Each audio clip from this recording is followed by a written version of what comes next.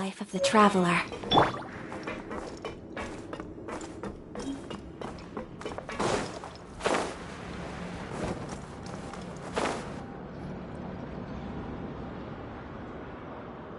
Look!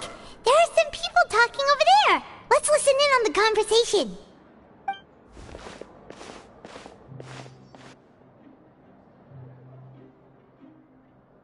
If you ask me, those pompous parasites on the surface act like they're all a bunch of aristocrats. Do any of them give half a hoot about a bunch of dogs like us? Hey, speak for yourself, mate. I'm no dog. Oh, you think you're special or something? If you're here, then you're just a convict like the rest of us. I've heard that even if you're released after serving your sentence, going back to life on the surface ain't any better. Once a criminal, always a criminal. We're marked for life. I don't buy that. Hey, how cool would it be if the whole world was destroyed by a giant flood and everyone had to start over from nothing? What kind of filthy bilgewater are you spewing? I have family up there. You best shut your sewer hole with talk like that. Listen, things ain't so great on the surface, but who says that you have to leave? I've heard that you can still stay here and work even after you've served your sentence. Not bad if you ask me. Who wants to live in the ruddy overworld anyway? And what makes you think they want to hire someone like you?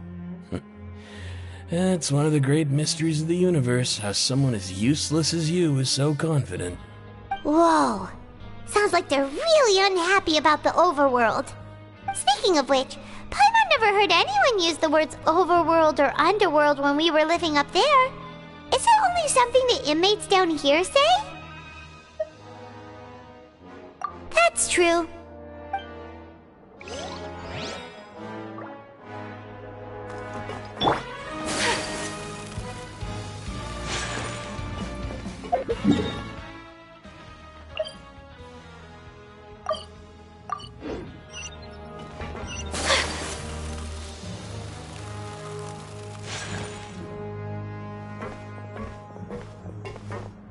There's a group of people over there. Let's go listen in. So I said, that's not a faucet. Hey, who are you two? Why'd you come over all of a sudden? Oh, sorry for eavesdropping. Sounds like you were talking about something private. What's the matter? They're just looking to join in on our fun, that's all. Hey, don't pretend like it's okay for them to just interrupt us like that. Yeah, fine. You're lucky we don't mind extroverts that much. You hear that, Quisto? What nice! Your expressions tell me you're looking to hear some juicy info, am I right? But before that, it just so happens that I know you two. Really? Are we that famous? You're kidding. How often does anyone get a personal tour led by His Grace himself? Practically everyone was talking about it. Word has it that you also caused quite the kerfuffle. A little mistake, huh? I like the way you put it. You see, people with a good attitude can join our group anytime, unlike some of the others here. Your group? I'm Quisto, and this is Lavaroon. People usually call us the Bombshell Bros, but don't worry, we're not playing with bombs or anything.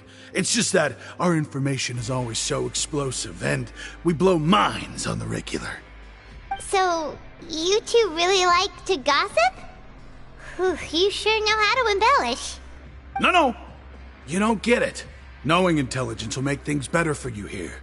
For example, knowing who's working with whom, who has the latest rumors, who's not getting along. Wouldn't you like to know all that? Whoa, all this info's worth something, you know? You should prove you're worthy of it. I don't mind him. Quisto's always this way. Just play nice and say something to massage his ego. The welfare meals. Talk about the welfare meals. Right! That meal we had yesterday was super delicious. Paimon can still taste it whenever she closes her eyes.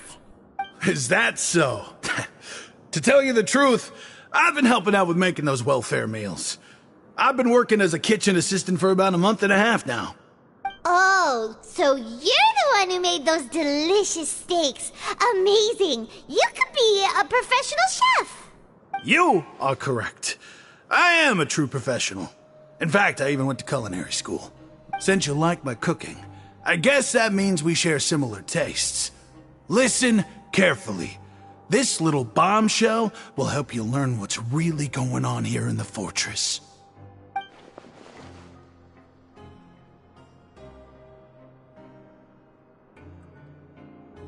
Listen, kids. The power structure within the fortress is quite complicated.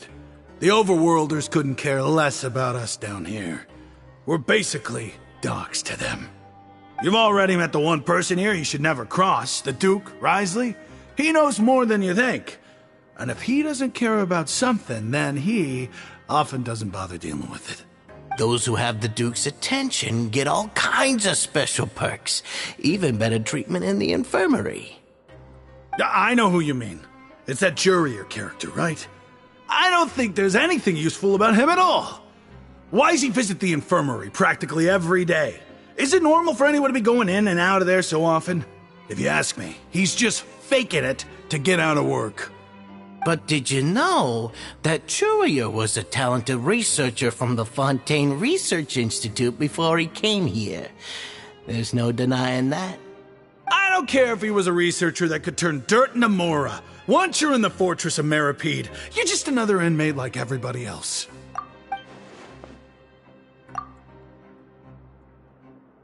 Speaking of which, the last time I saw him, he was passing by in the corridor with Lorvine. I also heard they started arguing in the library and got into a fight, right? Guess that's just how terrible of a guy he is. You mean he hit a woman? Wow, I never imagined he was that bad. But that Lorvine's also quite the odd one, you know? She's always gabbing away, got into a fight with a man, and she also got sent to the infirmary.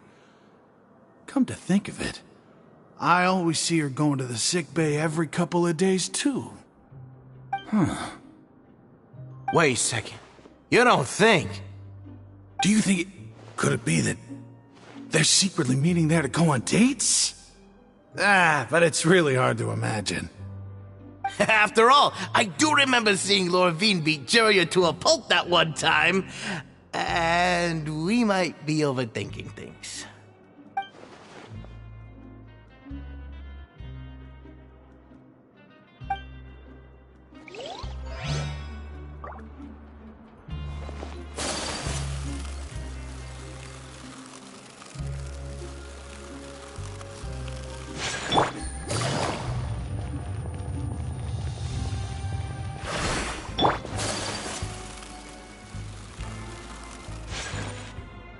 Hey, you over there? Yeah, you. Say, do you like playing card games? You know, like Genius Invocation TCG? You TCG players are like mint in the wild, literally sprouting up everywhere. Hey, come on now. What's wrong with finding fellow Invocation aficionados? Anyway, care to join me for a game? All right. No pressure. But why would you be looking for people to play Genius Invocation in a place like this? Don't people usually come here to fight? Whether you're throwing down cards or throwing punches, it's all a competition, isn't it? It's all the same in my eyes. There are lots of card players here in the fortress. When I saw you, I immediately thought, hey, even outsiders from other nations play cards. So I came over to say hi. Sure. Great! Since you've been here longer than us, you need to flex your seniority a little bit, right? Maybe you could start by telling us newcomers some stories about this place. I thought you would have already heard everything by now. All right, then. Did you have anything specific in mind? Or do you want me to just pick a topic? Why don't you pick? We'll let you know if we've heard it already. All right. Have you heard any strange rumors since you've arrived? Then, did you know that there are some people who are always gossiping over in the corner?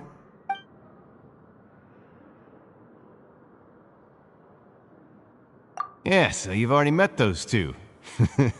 They're quite a pair. They always keep an eye out for the latest happenings and gossip about everything. I've never seen anyone with more time on their hands. I heard that they used to be a chef and a bartender before they were sent down here. You know how bartenders are, always chatting with customers. And chefs love to pass the time just hanging out when they're not cooking. Good to know. Do you have anything else to tell us? Let me think. Sounds like you want to hear something a little more tantalizing. Oh, did you know that the Duke was also a convict in the fortress of Meripede before? Huh? Wait, are you serious? That's right. The Duke was an inmate just like you and me. Seems he was exiled here for committing some crime. Who knows how he ended up rising up to become the warden, though? To go from an ordinary inmate to becoming the manager of the whole place? I'm not gonna lie, I kinda respect that. A forbidden zone? Sounds like something that someone just made up. I've never heard of that. Where did you hear about it? It's just a rumor we've been hearing, but no worries if you've never heard of it. Do you have anything else you can tell us? Anything else? Not that I can think of, but I'll be sure to tell you anything interesting I hear next time. You'll have to play a game of Genius Invocation with me first, though. Okay, we've talked to just about everyone, and it's about time for us to go meet Linny. According to the card he left us, we should go meet him in the production zone.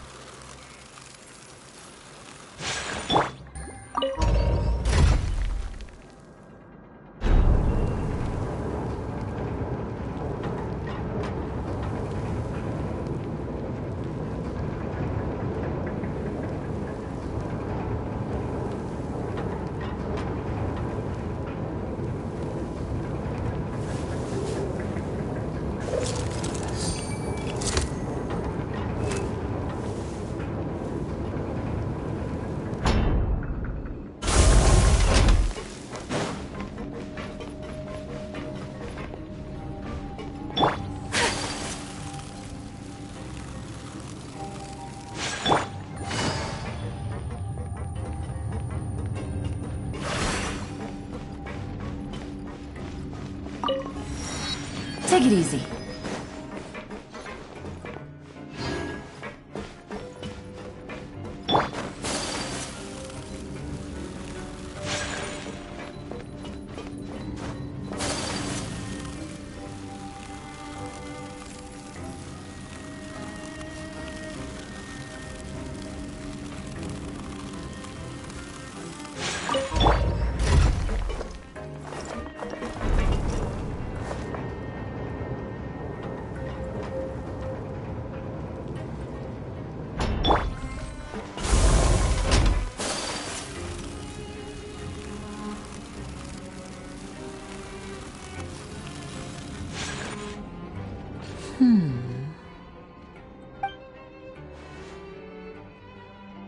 Huh?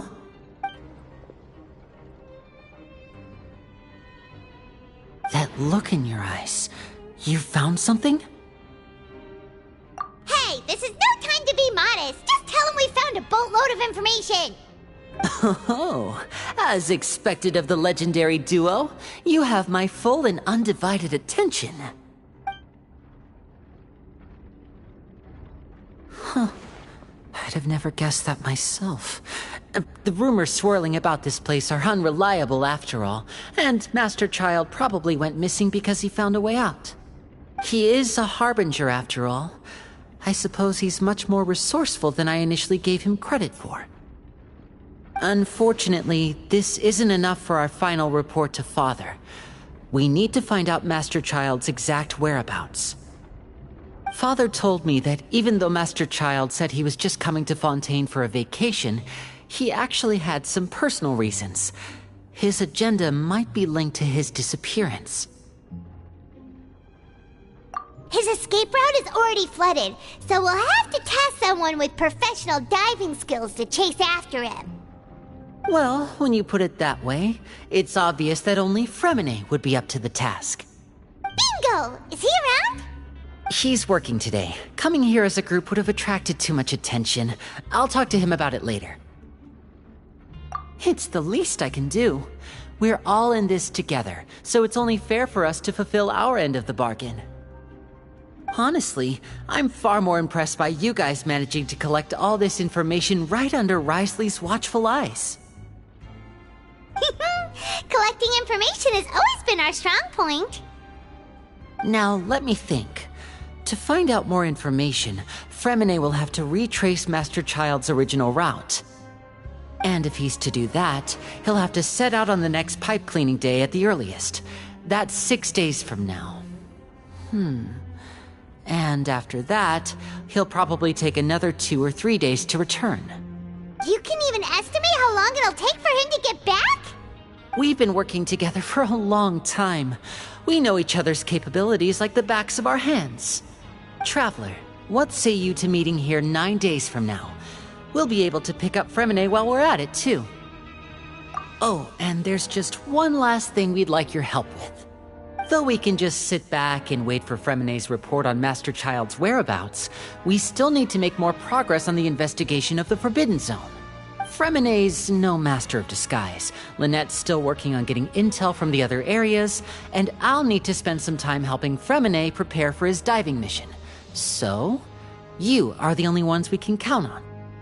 What do you want us to do? Will it be hard? Well, I won't call it easy per se, but I think you'll be able to pull it off. Listen carefully. You'll need to find an excuse to get into the infirmary and investigate the room and environs. You've mentioned several sketchy-looking people always meeting at the infirmary earlier, so it probably has something to do with the secret we're hoping to uncover. You've already met the head nurse, so she'll be less suspicious of you. Investigate the internal structure of the infirmary and any active dealings within, and pass those on to me alongside anything else you're able to discover. But also, there's no need to take risks. Don't forget, safety always comes first.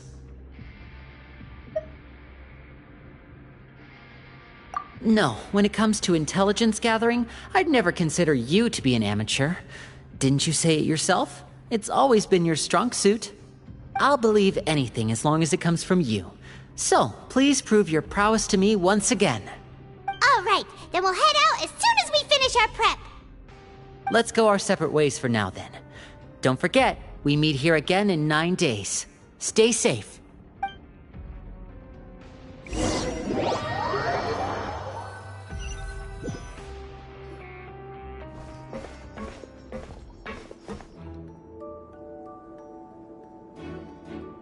Hey, stay here for now. Paimon will take a peek. There seem to be several people inside.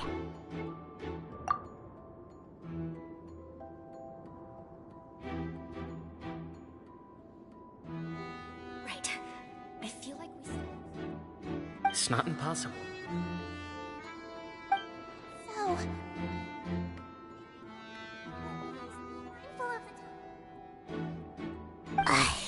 it's a bit hard to understand them from here, so why don't we just try to talk to them in person? Let's go as soon as you're ready.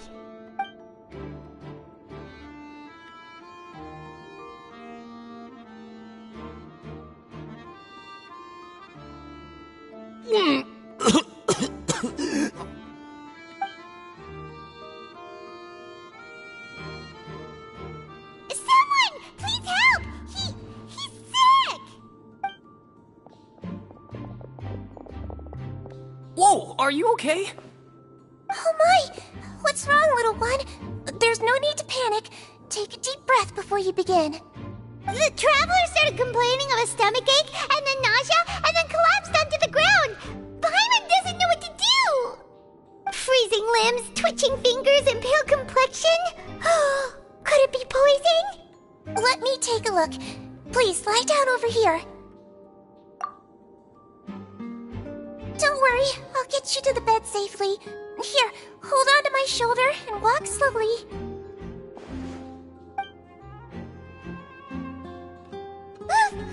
You can do it, traveler! Don't apologize. You're sick after all. Now, please relax. I'm just going to do a preliminary checkup on you.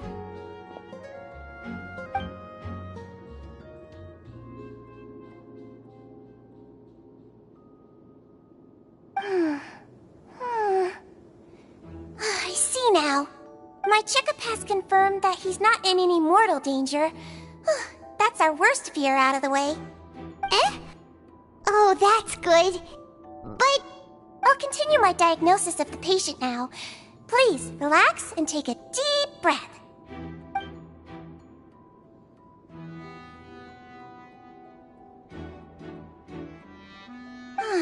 Don't sense serious damage to your organs either. Does it hurt when I press here? And here? Huh? But based on my initial checkup, there shouldn't be a problem here. How strange. What about here? Does this hurt? Oh, I understand. So that's what it is. I think you just ate something that disagreed with you. That's all. Nothing too serious. Outside of a pretty bad stomachache when it decides to act up. so that's what it is. Thank goodness it's not anything more serious. And there have been other inmates complaining about the food recently. I'll inform our head chef, Mr. Woolsey, of this problem as soon as possible. Congratulations! The health risk is incredibly low, so you should recover within a couple days. Why don't you take a rest here while I go get some medicine for you?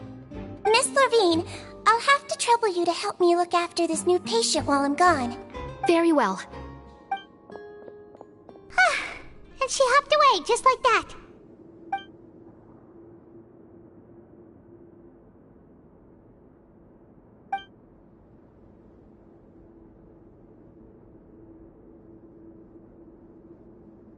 Hello. So how are you feeling now?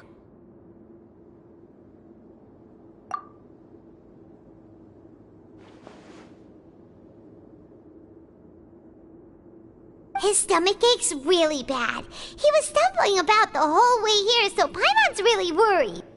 If Miss Sijuin says it's not a serious problem, then there's no need to worry. She's the best medic we've got down here. But it also looks like she's the only medic you've got down here. Well, that's true. What do you mean, that's true? That's really misrepresenting the situation. Of course I can't speak for the whole fortress, but it's not like everyone imprisoned here is useless, you know? Though they may have committed crimes and gotten locked up here as a result, they still know a thing or two about medicine, and they help Miss Sijuin take care of the sick and injured. Yeah, you're right. But did you have to lecture me about it in front of another patient? Aren't you a patient too? Where did all your energy come from? That's correct. Sorry, I got a bit ahead of myself. Are you two also sick? We've been sick a while. I come back every once in a while for checkups, and to pick up the medicines Miss Sijuin prescribes for us. That's just the nature of chronic illnesses. As for her... You could say she fancies herself as Miss Sijuin's capable helper because she learned a bit of medical knowledge ages ago. Please watch your mouth, Mr. Jurier. Don't forget that you are the primary reason I have frequent heart palpitations. Hey, don't start arguing now! Please, keep it civil at least.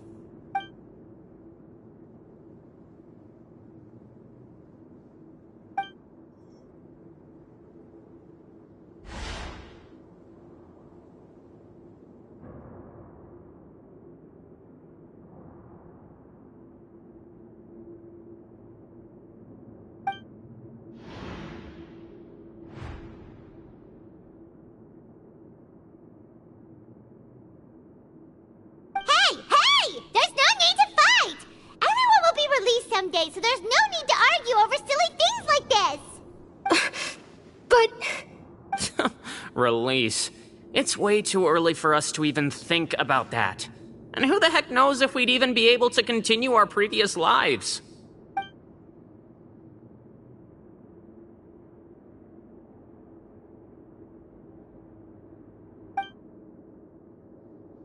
Please allow me to end this boring and useless conversation. Oh, and Mr. Jurier, I don't want to see your face here again anytime soon. And same to you, Miss Lorvine. Anyway, that was more than enough rest for me, so I'm going to get out of this excessively noisy place. See you later, everyone. He just slowly walked off like that? That's just what he's like. I'm sorry you had to see all of that. I'm Lorvine, and that's... Well, his name is Jurier, but I hope you'll never have cause to remember his name.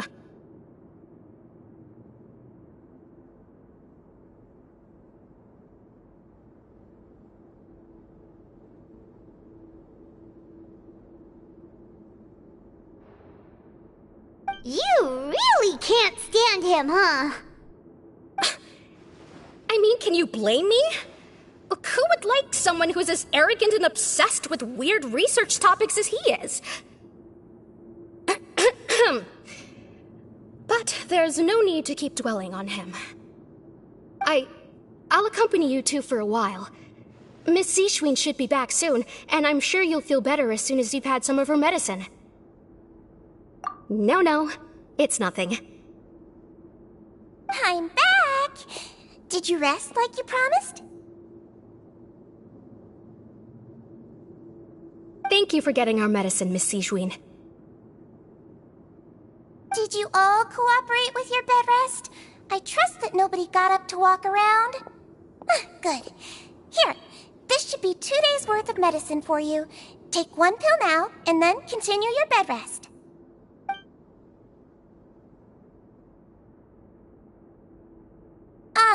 Miss Lorvine, I left in a bit of a hurry just now. Do you still remember if we discussed the color of the pill that you should be taking today? I remember. You said it should be yellow. Yellow, huh? I understand. These are yours. Please, make sure to go to bed early after taking them tonight. You'll benefit from a good night's sleep. All right, then I'll also be on my way now. I hope you feel better soon, too. See ya!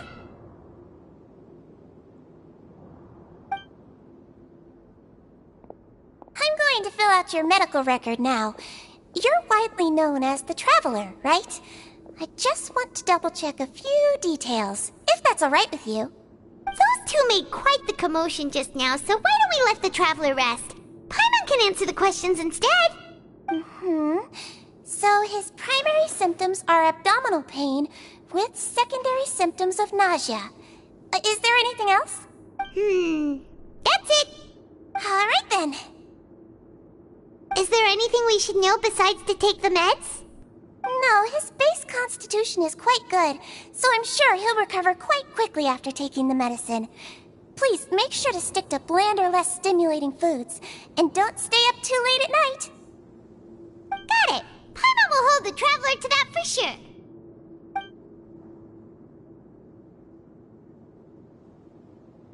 Oh, you're going to take a nap already? Okay then, you get some rest.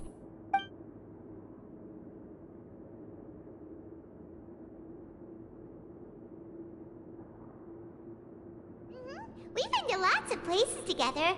He may look a bit under the weather now, but he's actually super strong. So you're the best of companions. Well, don't worry. He'll recover soon. Ah, you're awake. How do you feel? You slept for a really long time, but we never left. Well, now you can go back without a worry in the world. Remember to take the meds regularly, and don't forget bland foods. Thank you, Miss Zishwin.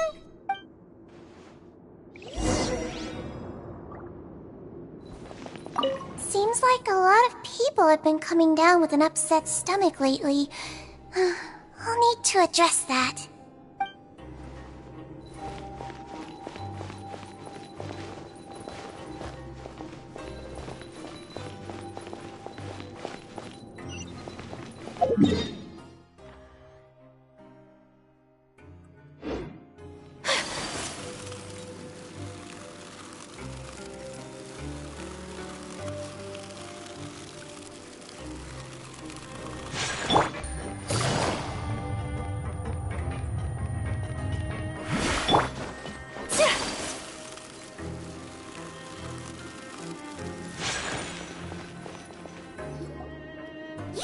or something. To be able to fall asleep like that and even sleep talk the entire time, you scared Paimon half to death!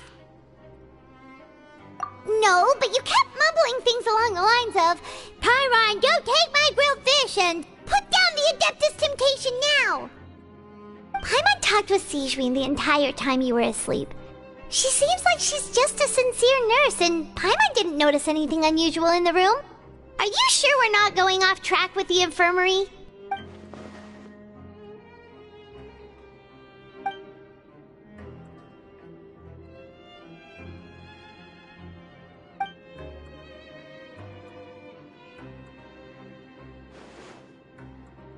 Whoa! You really are super thorough! All those tiny little suspicious things that Paimon didn't even pick up on! We've gotta give the info to Linny!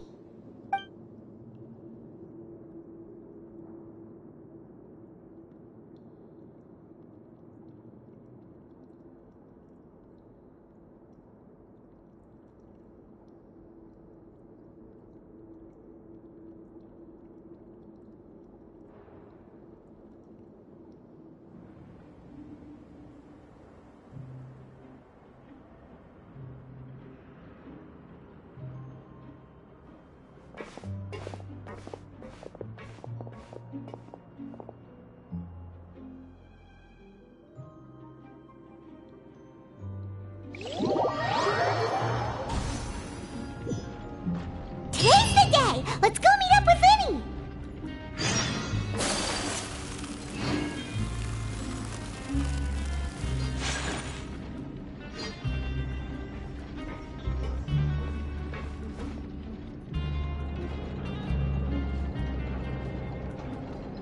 Oh!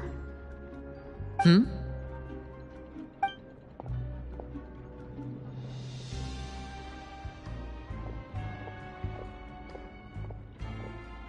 Did you two run into any trouble over the past few days?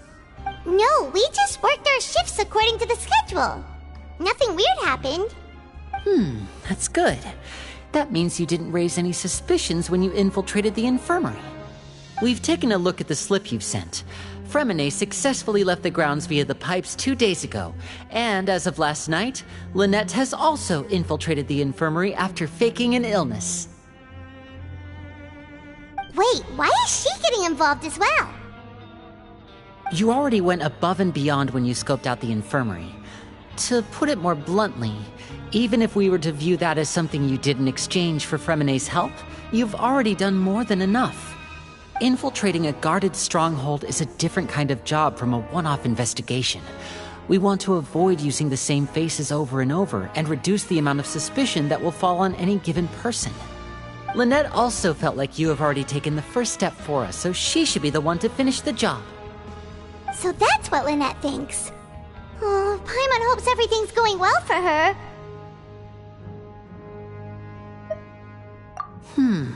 Perhaps that's true. You are both very good people, and we've come to appreciate that more than anyone else. Unfortunately, there's still one thing that could get between us, lest you've forgotten. The matter of our respective loyalties. You've mentioned before that you've had some run-ins with the Fatui. I can understand that feeling, so I assume you're just helping us out of the kindness of your hearts? Well, everyone could use some more friends. We'll be counting on you to help us in the future, too. Since I see you as friends, then it's even more important for us to protect you from any peril. Fremine and Lynette feel the same way. Glad to hear it. Then, let's go check on Lynette before Fremine returns. If everything went well, then she should be wrapping up her investigation right about now.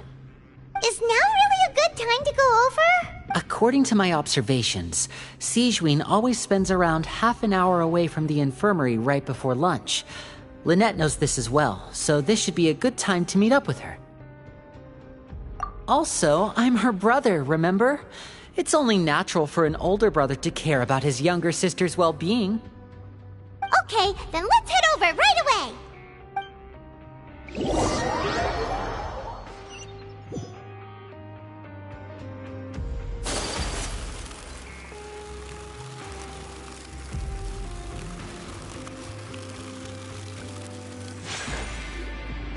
Lynette should be here right now. Huh. Strange. Lynette? As expected, Sijwin isn't here, but why isn't Lynette here? No, Lynette rarely deviates from the plan. We agreed that if she were to make changes on the fly, she'd find a way to let me know. Unless... Let's see if there are any clues around here. We can look while we wait for her. Who knows? Maybe she'll be back soon. Okay.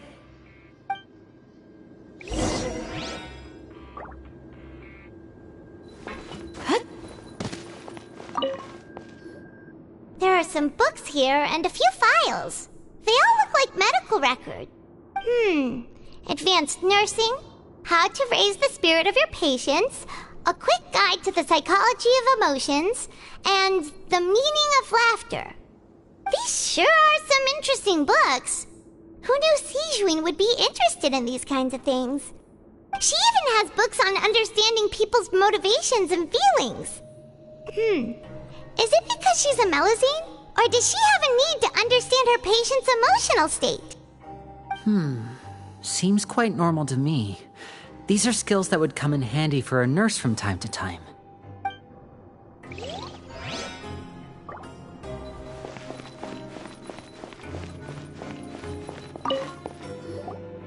Ah, this is it! We saw it before! Wait, this thing? It doesn't look like it's been disguised that well. The space behind it is empty. From its size, I don't think it's an entrance that is meant to be taken apart. There's probably a mechanism around here somewhere. Could Lynette have tried to get inside? But if that's the case, she would have contacted me for sure. Let's look around here for some more clues. Don't panic, just take another look.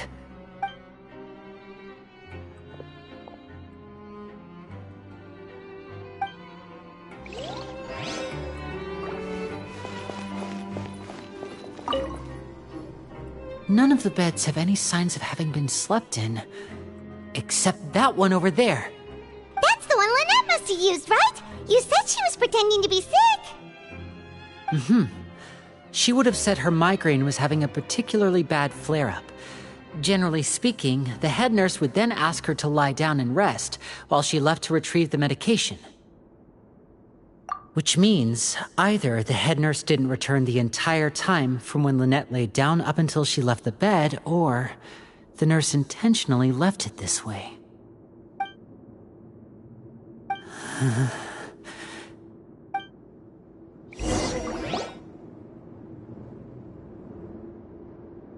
Hey, you guys, there's a slip of paper over here. A slip of paper? It's right over here, and there's a bunch written on it too.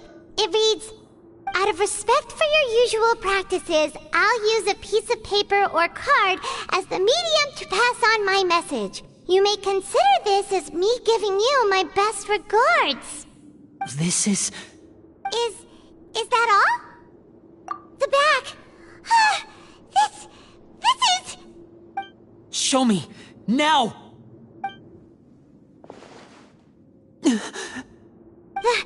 That look on your face. Paimon's reading it now. Would you care to guess where Miss Lynette of the Fatui could be right now? No. Could she have... Is she already... Wriothesley. Did he deliberately leave the infirmary unguarded to use it as bait? Wait, you mean he was aware of our goals from the very beginning? But why? We didn't run into any trouble last time, and he also never reached out to us since. Yes, that is a crucial question. Wriothesley, he doesn't do anything without a clear goal or reason. So this means he had no concerns about your activities from the very beginning. You're not from the same camp as us. You were sent down here by Nervulet, so you have no conflict of interest with Wriothesley. We're a completely different story, though.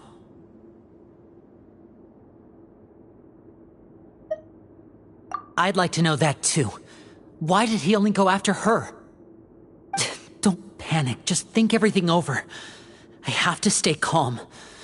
This is not like what happened last time. The situation's different now. Wait, you're right. Wait, but that means... the fact that Fremine was able to leave the grounds... could Wriothesley have let him go as well?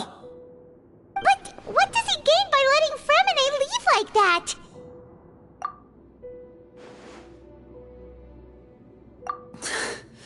So he's challenging me and trying to provoke me, I'm sure of it. We never should have sent out Fremine. We had to go through all that trouble to find an opening to sneak him around the guards and into the pipe, and we even thought luck was on our side. If Wriothesley let him leave on purpose, then he's probably in a terrible spot now as well.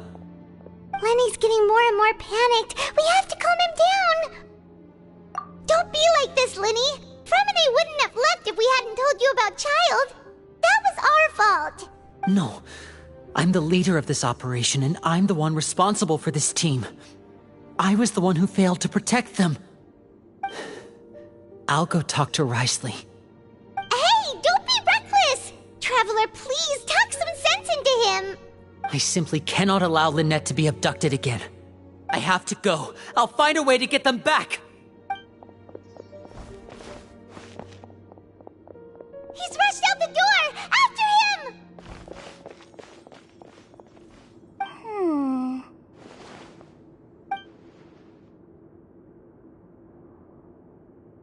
Right. I feel like we still have some room to make changes on these details. It's not impossible, but it'll require extensive testing. Is that so? Very well.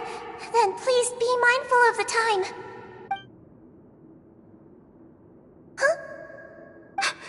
Is someone? Pack everything up. Whoever's outside is eavesdropping. They'll probably come in once we stop talking. Someone! Please help! He's sick! Whoa, are you okay?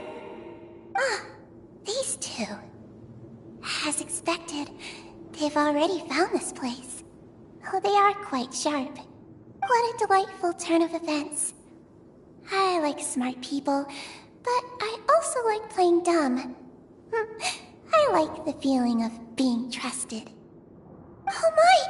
What's wrong, little one? There's no need to panic. Take a deep breath before you begin.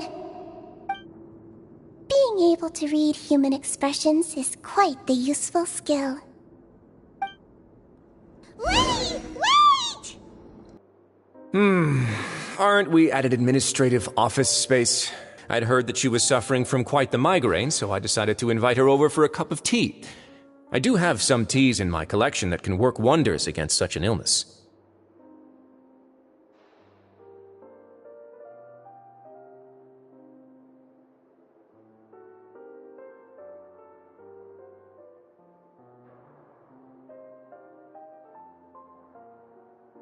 Stop joking around! Where did you take my siblings? I have also heard that your performances are quite the spectacle. Miss Lynette would sometimes enter a box filled with water, only to emerge the next second from another place altogether.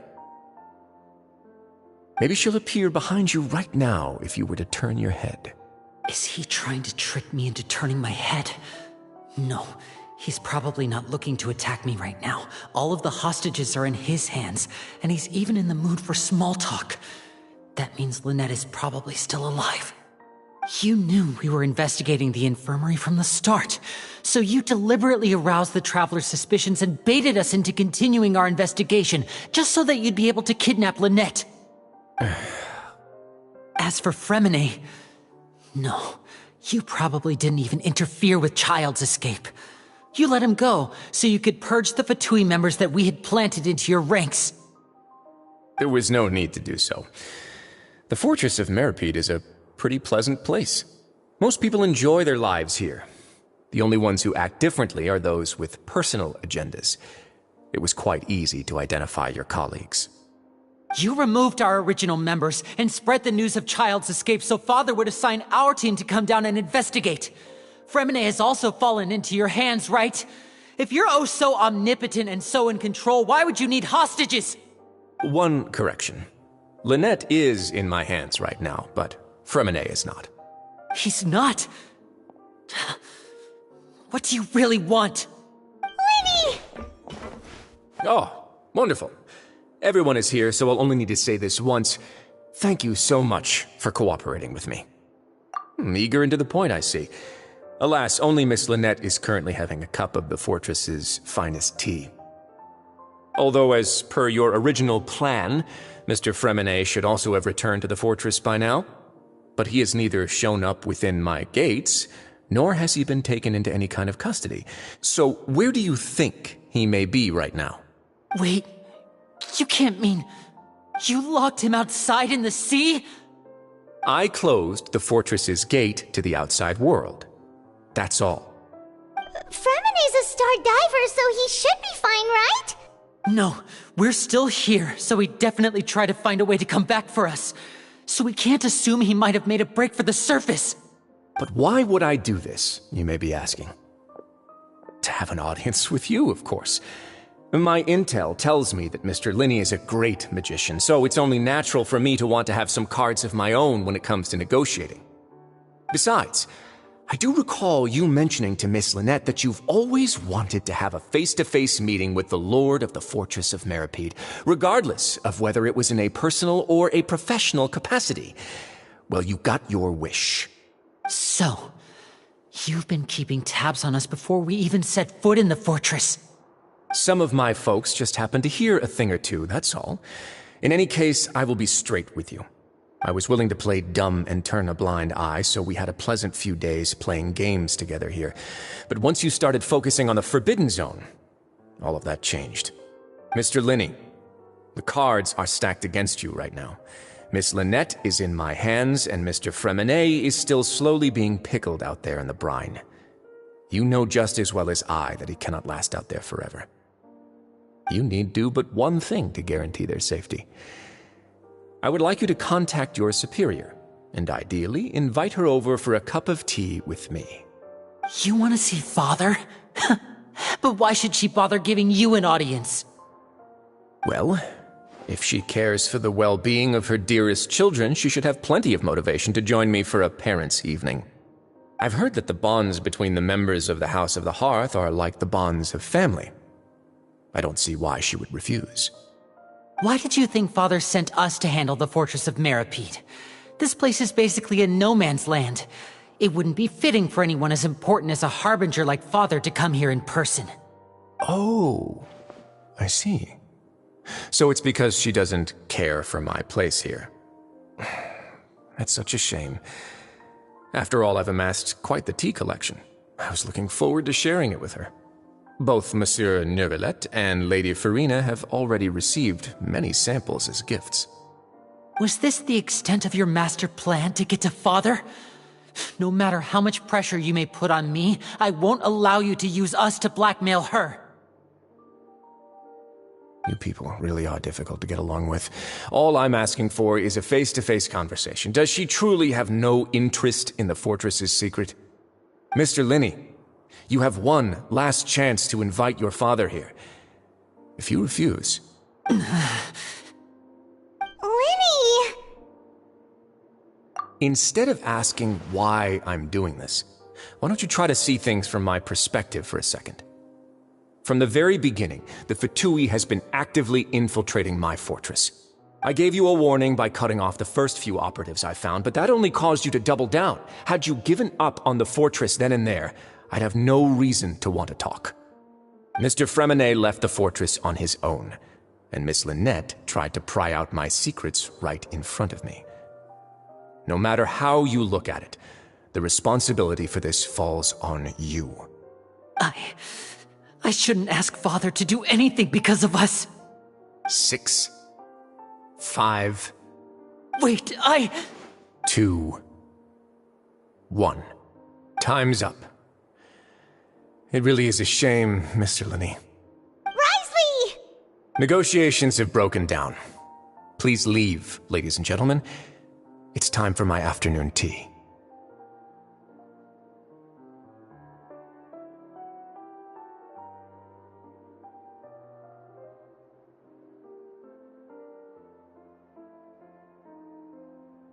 Yeah, listen to the Traveler! If you can't talk to Linny, can you at least talk to us? You do realize that I'm only letting you go because of Neuvillette, yes? You're here helping him out, and I've already done my best to stay out of your way. But that doesn't mean you can just do whatever you want. The fortress may be small and remote, but it still has its own set of laws. Then how about this? Those who are capable deserve respect. You've spent quite some time investigating my home turf by now, so why don't you tell me a thing or two about what you found, I'll ask you 3 questions. Answer all of them correctly, and I'll agree to your request. Question 1. Regarding the hidden rules of the production zone, what is the truth behind the one about not being allowed to work for 3 days in a row?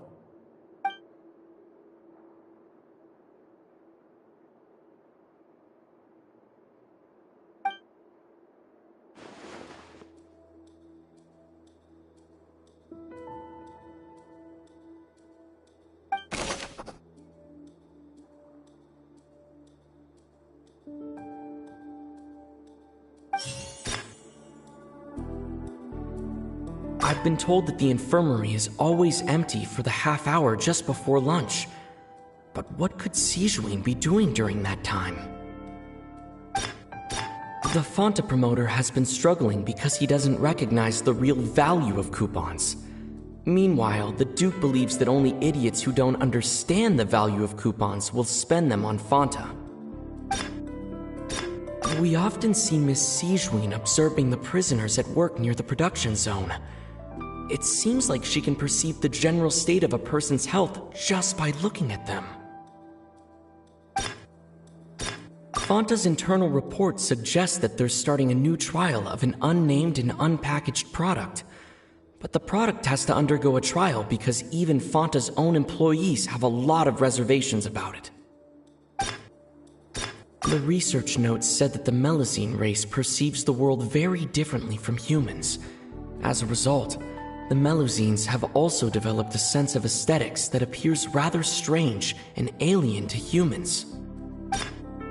According to Collins, the Pancration tournament only took place because the Fanta company sponsored it. The company must want a return on their investment as well. We often see Miss Sijuin.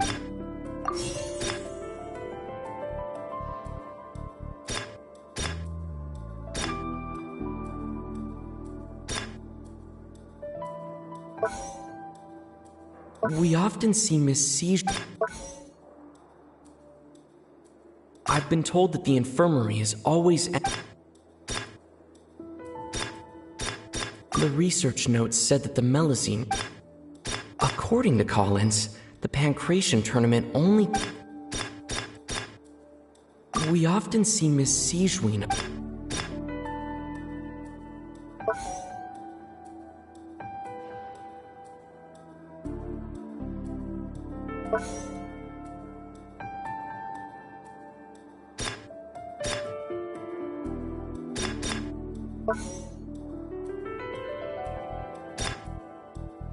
I've been told that the infirmary is always empty for the half hour just before lunch. But what could Sijuin be doing during that time?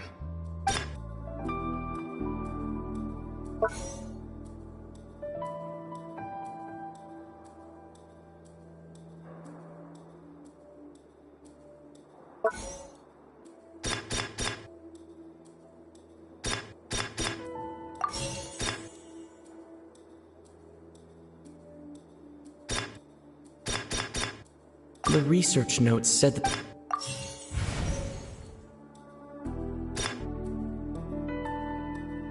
I've been told that the infirmary is. The research notes said that the.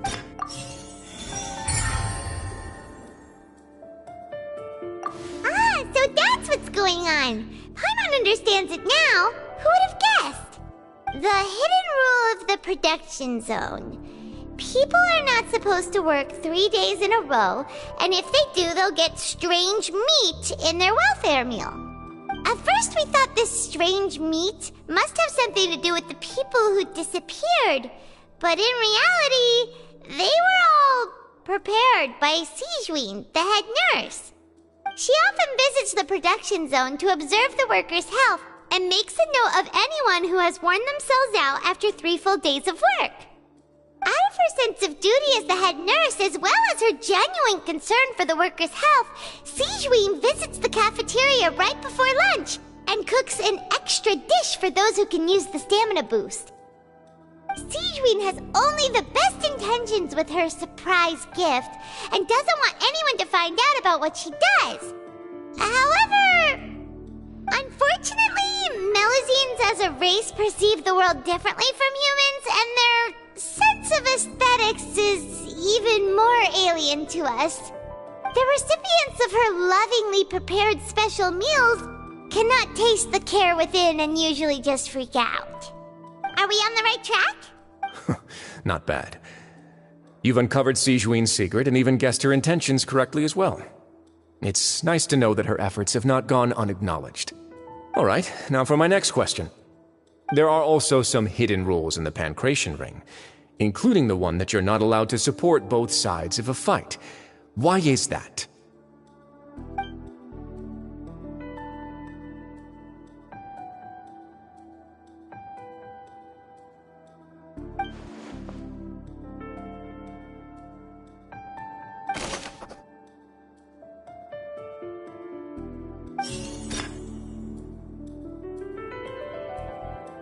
I've been told that the infirmary is always...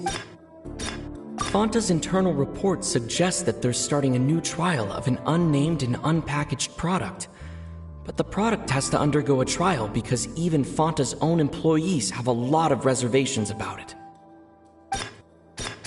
The Fanta promoter has been struggling because he doesn't recognize the real value of coupons. Meanwhile, the Duke believes that only idiots who don't understand the value of coupons will spend them on Fanta. According to Collins, the Pancration tournament only took place because the Fanta company sponsored it. The company must want a return on their investment as well.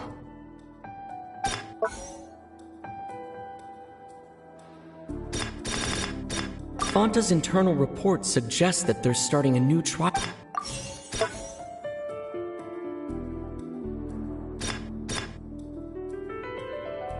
The Fanta promoter has been struggling because he doesn't recognize the real value. According to Collins,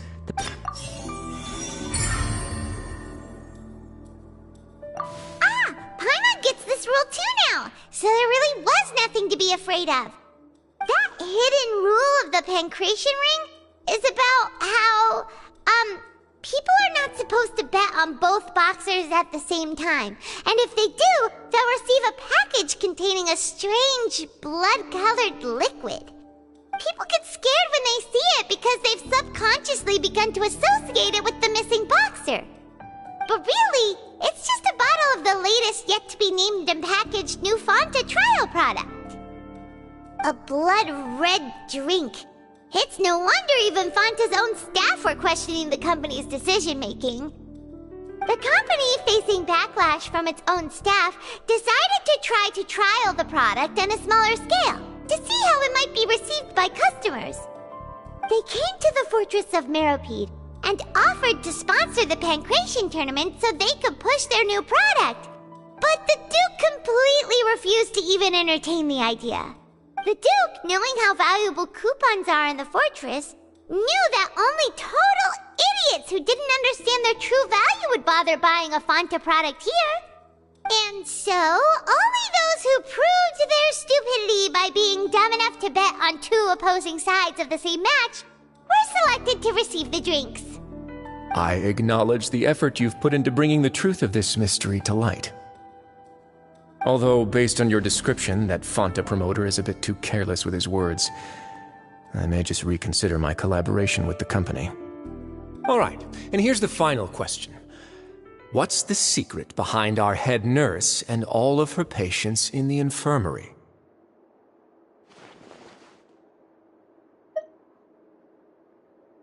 Stop your cruel and pointless games, Risley! You know that we haven't finished our investigation, so there's no way we can answer the last question. The thought of sparing Lynette and Fremine never even crossed your mind! You'll pay for this! Ah! Lenny, are you alright? Oh, close one. I owe you, Sigewinne. That was a fantastic shot. It was nothing, Your Grace. Sigewinne? Though this gun may look like a toy, it's actually fully functional, as I just demonstrated. Sigewinne... You... Not at all. I am merely a resident of the fortress, and thus protecting it is my duty.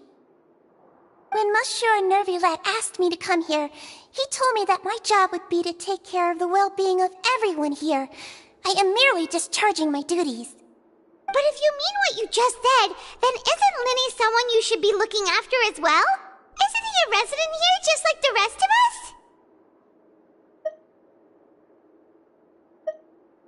But I really am just doing what Monsieur Nervulette told me to do. Everything I did, I've done to protect them. Had I not, they would be in far more dire straits right now. His Grace knows it too, right? Your Grace? Mind proving my innocence to them? My dear Sigewinne, whatever shall I do with you? Would it have killed you to just wait another minute or two? Well, it's nearly time after all. The way you do things can be truly frustrating sometimes, Your Grace. I figured I should try to talk some sense into you. What are you talking about? What time? Take me if you want. Let them go. How touching. Can you just give me one more minute? Don't be like that, Your Grace. All right, everyone, calm down. 2 more visitors will be arriving any time now. I'll go get a cup of tea. Miss Sigewinne, I leave Miss Lynette in your care. You... What are you doing? I believe I hear footsteps.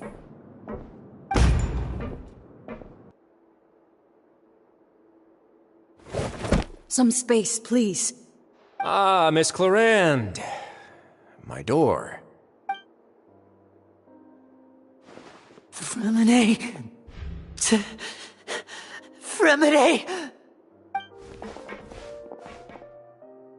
What's going on? What is Clarande doing here? Work. I'm sorry about shooting you, Mr. Linney. The tranquilizing effect will begin to wear off soon. Please take it easy in the meantime, though. What happened to Fremine? Wasn't he diving just outside of the fortress? Why is he looking like this?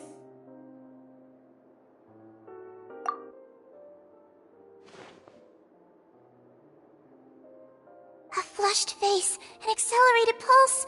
He must have consumed primordial seawater. What did you say? Please, make some space. I'll need to give Mr. Fremine a more thorough checkup. Your Grace, I'll leave the rest to you. I'll talk to Clarande while you get Fremine to where he needs to be. Everything else can wait.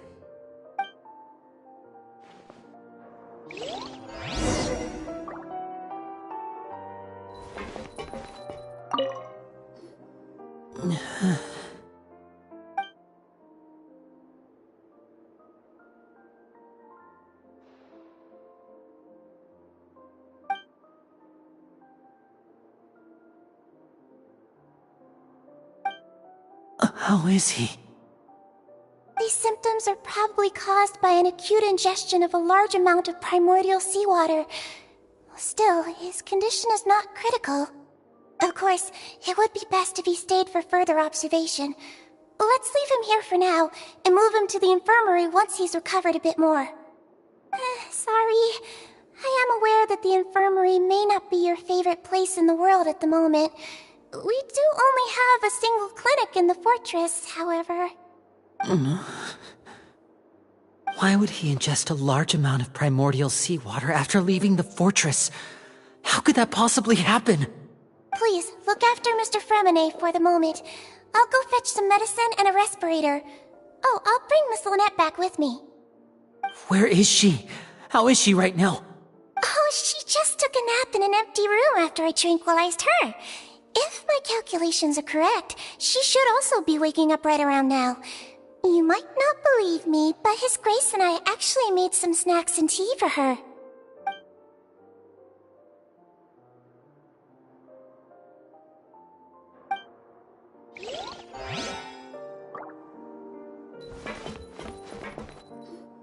What's that look on your face? I thought I made good time on the way back. Oh, I'm just admiring your punctuality. Had you arrived just a few minutes later, Sigewinne may have been forced to shoot Mr. Linney again. How's the situation out there? The water has changed. It's pretty much as expected. The concentration of primordial seawater has increased significantly. I was only out there a short time, so it wasn't too bad. But if one were to stay for any significant amount of time... well, you can see how that boy's doing. Where was he when you found him? The abandoned zone at the end of the pipes. A good distance into the water. Closer than I thought. He must have recognized it early on and tried desperately to swim back. Locking the door was necessary. I don't think we could have saved two. Well, I did try to convince him that I had my reasons. Never seems to work, though. It would probably work on Neuvillette. He has a knack for picking out who had good intentions, even when the outcomes were all terrible. It's a bad sign if you're having to plead your case to Neuvillette. Want some tea? Not particularly. If you want to drink some that badly, just say so. Fine, I'd like to get some tea. Want me to get you a cup too, since I've already made it? Might as well then, I suppose. Actually, do you have a towel?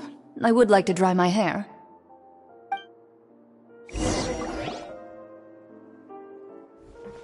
Linny, are you okay? I'll be fine. They're all here now. Don't worry about me. Are you sure? You don't look alright. My hands and feet are still a bit weak, but that's probably just the residual effects of the tranquilizer shot. I'm back, everyone. Lenny! Oh, Traveler, Paimon, you're here too. Freminet? Is he... He'll be fine. But for now, please help me lift him up.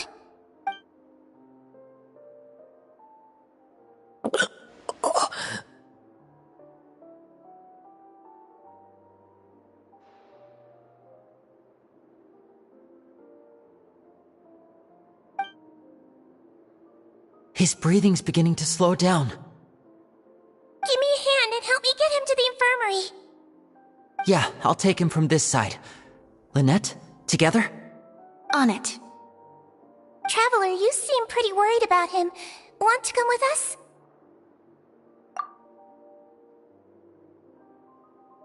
The Duke and Clarande are gone. They probably went to get some tea. The Duke will explain the truth in just a bit.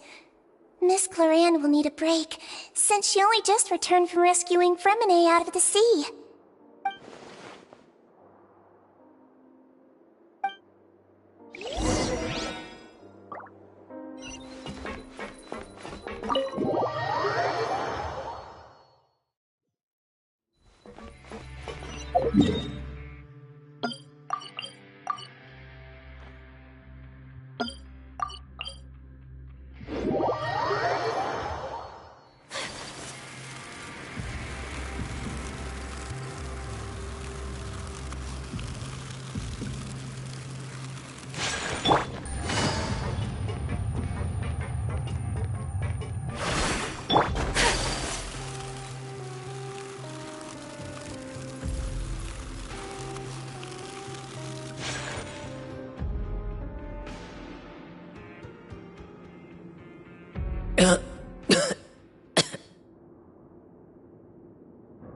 He's awake!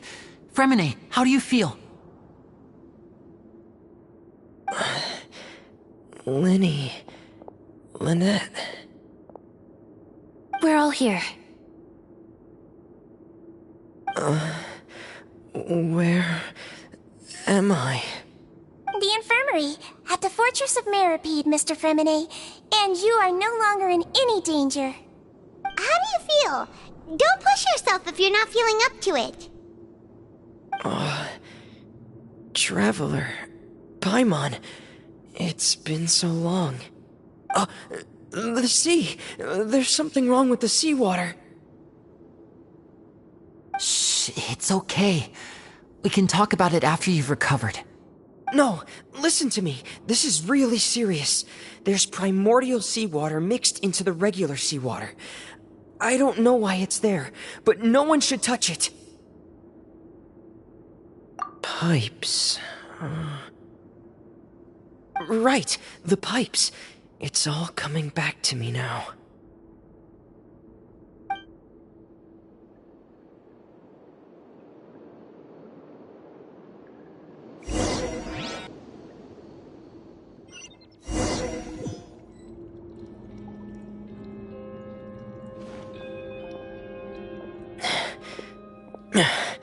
I'm in. Seems like this pipe hasn't been used in a long time. It looks abandoned.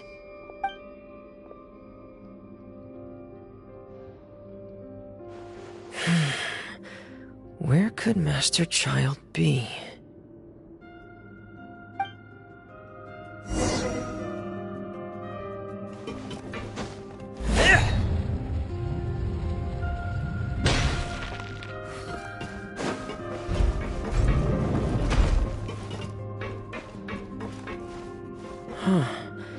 This mechanism looks like it's been tampered with. Could he have done it?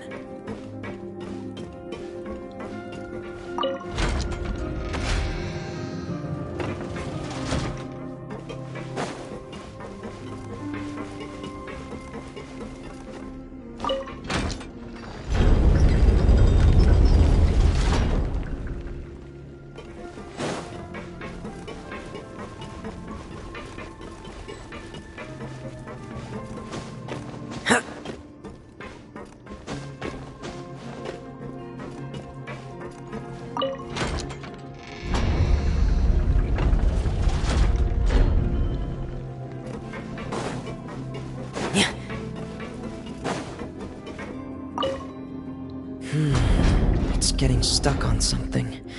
Seems like I'll have to avoid those obstacles while I turn it.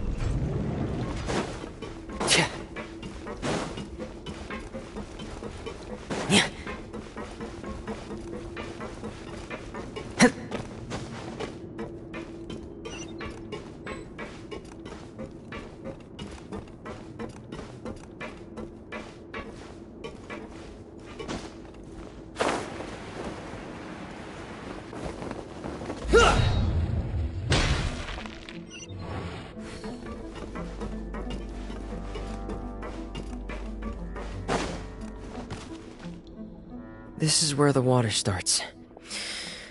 Okay. Master Child probably dived into the water. I'll go take a look as well.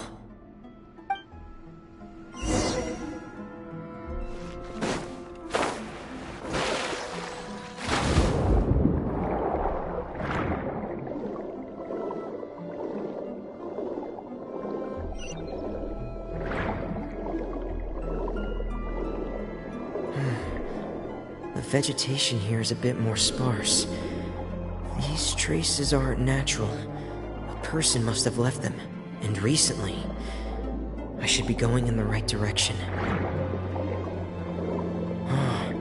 There are traces here too. I need to keep going. The traces are gone. But I don't see where he could have gone from here. Wait, what the?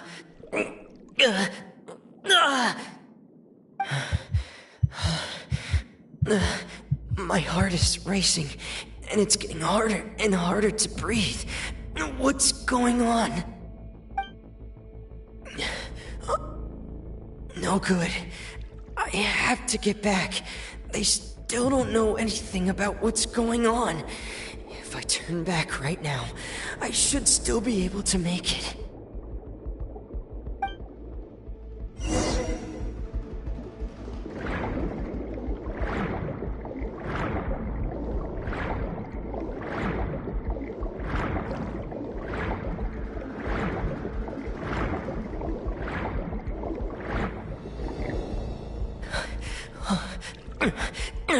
I can't die here.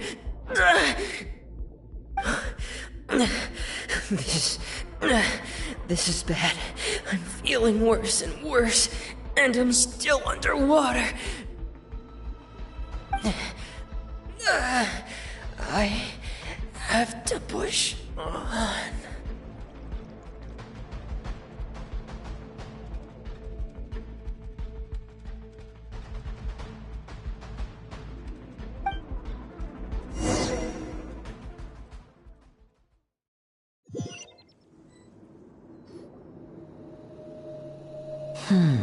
So, in other words, the trail you were following vanished, and you had no idea where Master Child could have gone, but there was also no obvious place for him to have disappeared to.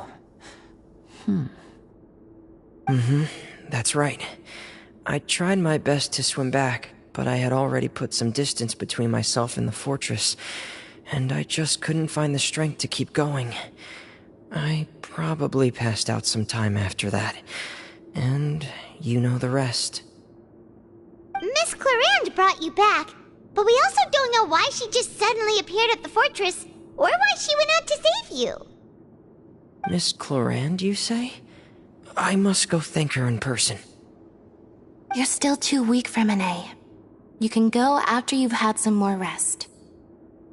Miss Lynette is right. I believe Miss Clarande will stay here as a guest for another few days, so there's no need to hurry. A guest? Then I can assume Risley was the one who invited her to come down here? You should ask His Grace about that. He'll be able to explain better than me. Yeah, it's about time he actually told us what's going on. Wanna come with us, Liddy? No, please go on without me. I don't want to leave just yet. Lenny. The logical part of my brain is aware that we're safe right now, but I still can't bring myself to leave. Both of you are just in danger. Understood. Then let's just sit together for a while. In that case, I'll leave the infirmary to you. The Traveler and I are going to head out for now. As long as you stay in here, I don't think you'll be disturbed. Thank you.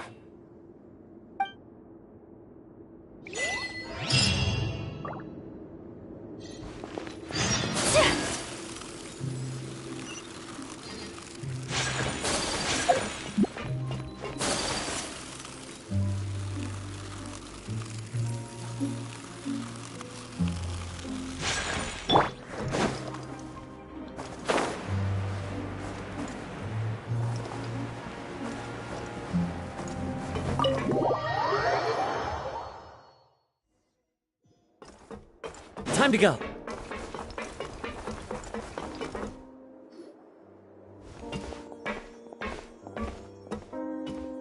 Excuse me? I take it Mr. Fremine's condition has stabilized? Of course. I wouldn't have left the infirmary otherwise. I've been expecting those two, but might I inquire as to the purpose of your visit, Miss Sidgeween? I wanted to check up on Miss Clarande. How are you feeling? Mostly fine, I think. If you don't mind, I'd like to perform another quick physical exam. It'll just take a few minutes. All right. Thank you for looking out for me. I'll take my leave for now, then. Well, want to explain yourself, Risley? Of course, but I'm not partial to the word choice of explain. How about enlighten? Where should I begin? How about you start by asking me any questions you have? You can start with whichever one you'd like to get answered the most. Then Paimon will begin. Did you know about Lenny's goals from the very beginning? No. I just knew they were Fatui operatives sent to the fortress by the Knave. As for their specific goals, I only figured those out as you made progress on your investigation. You managed to monitor and stay ahead of them even though you didn't know what they were trying to do? They came here with ulterior motives. I'm quite adept at discerning what that kind of behavior signals. Initially, I thought their goal was just to investigate Child's disappearance. Linny suggested that I had deliberately let him escape, but in truth, I didn't really do anything special to help or hinder him while he was here. Everything he did, from finding helpers to leaving this place, he did on his own. Of course, it's inevitable that the Knave would make a big deal out of her fellow Harbinger's unexplained disappearance. I'm also quite curious about where that Harbinger went, so I figured I might as well let the Fatui do their own investigative work. All I care about is the answer. So you were hoping Lenny's group would just do your work for you! You make it sound like that's a bad thing. Unfortunately, things didn't go as planned. I assume that Fremine has told you already the ratio of primordial seawater around the fortress of Meripede is on the rise. The Forbidden Zone has always been Lenny's target, and you got roped into that investigation after running into him. I began to intervene out of concern for your safety, and also to prevent the fortress from becoming entangled in more irksome matters. Are the rumors true? That you're also a former criminal? Why would you put it like that? Isn't staying here all day and serving as the manager of the fortress a kind of sentence unto itself? Another form of prison? I just happen to have some support from the rest of the inmates. That's all. Oh, right! Paimon wanted to ask, who invited Cloran down here? Me, of course. I paid her good mora to come down to the fortress for some field work. As a champion duelist, Miss Cloran could be considered to be an independent party. I needed to find an exceptionally capable person to help me get through the impending crisis.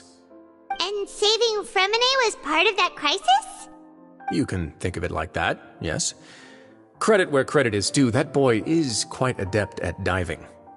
Had conditions not been as hostile as they were, he probably would have found the missing Harbinger already. That's not something you should be asking after. Neuvillette only asked you to investigate Child's whereabouts. All I need to prove to you is that the Forbidden Zone had nothing to do with the Harbinger's disappearance. That should be clear now that you've spoken to Fremine. But we've already uncovered that there's something wrong with the infirmary, and we've answered a bunch of questions that you threw at us. Isn't it about time that you answer our last question in return? You make a compelling case. Do you really want to know the answer that badly? Yeah, Paimon really wants to know. Even if the truth may not be pleasant?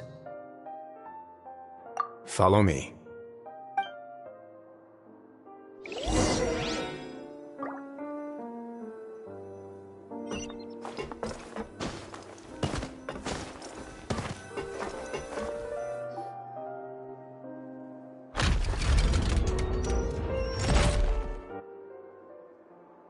There's a hidden door here?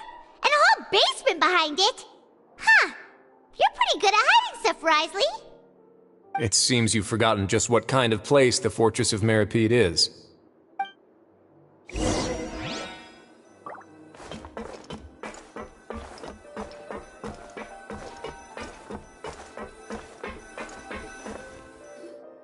Stand on the central plate.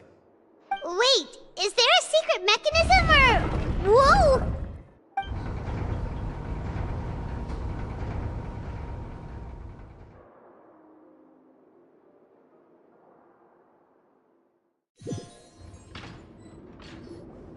So, this is the Forbidden Zone? Honestly, for a place so well hidden, Paimon sure doesn't see anything special.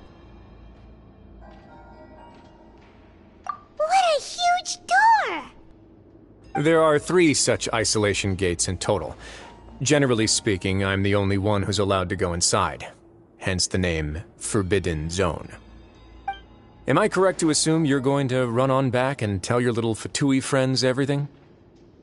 Well, Paimon wasn't thinking of keeping anything from them.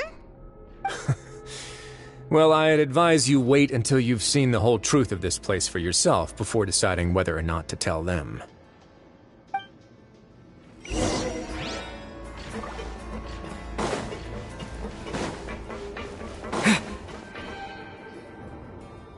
Huh. So there's a switch on the side. Stand back.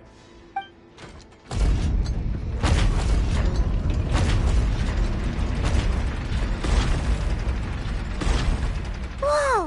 They all just went up one by one! Go on, have a look.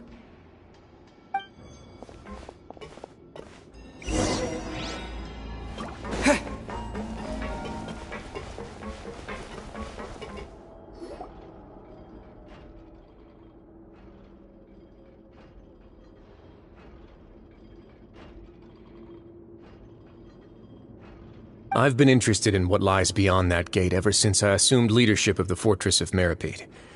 Of course, it would be unwise to recklessly open it, but it'd also be risky and negligent to simply ignore any potential danger that could be behind it. The readings on that dashboard have not budged since the day when I first laid eyes on this place.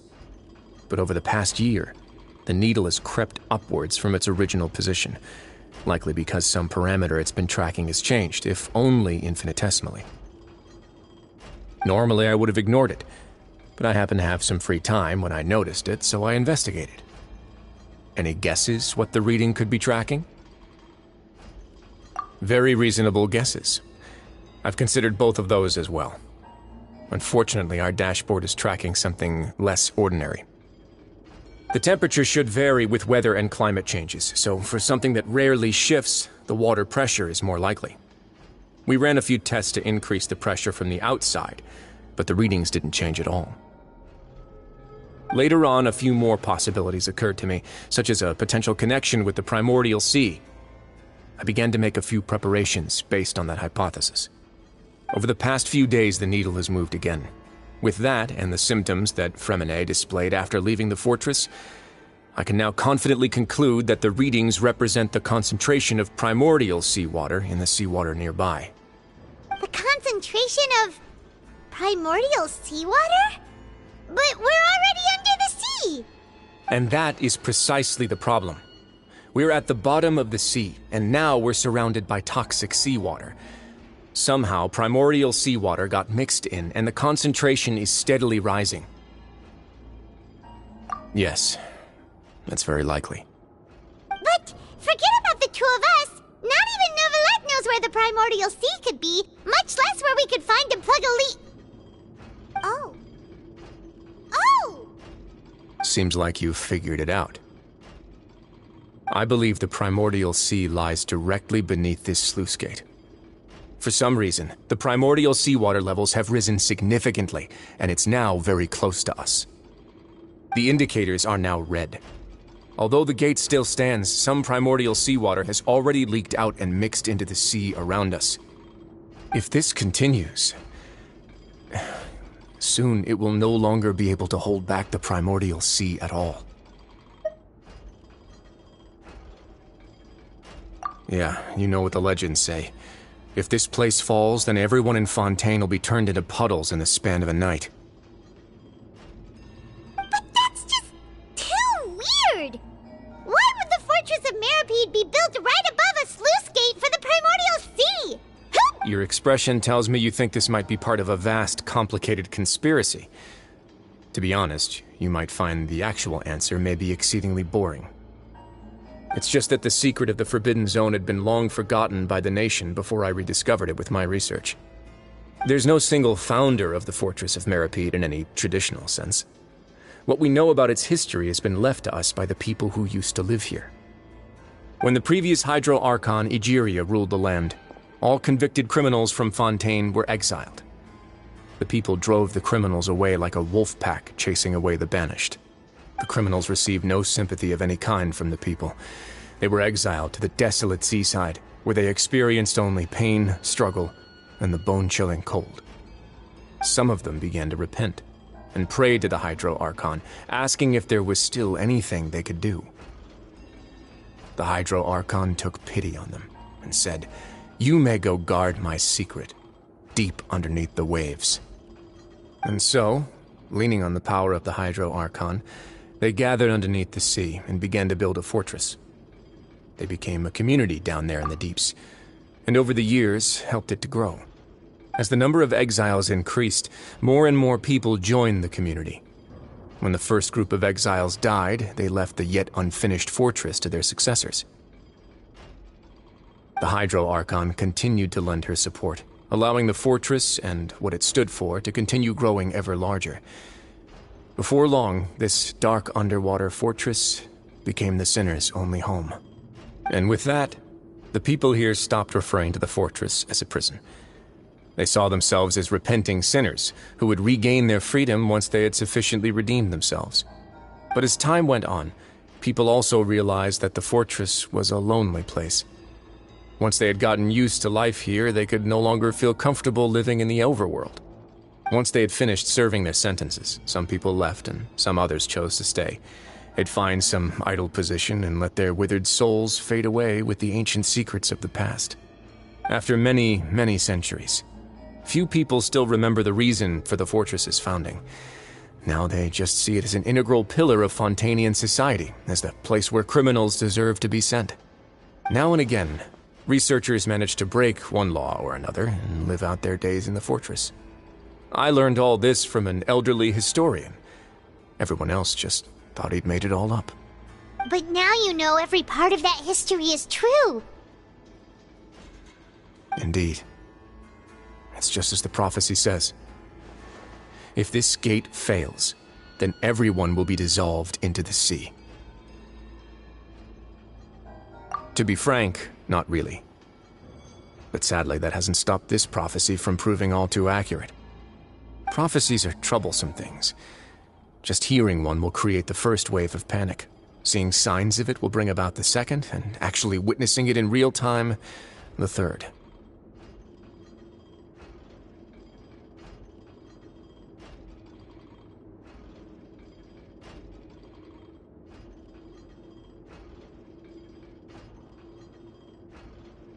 Let's go somewhere else. I want to show you something.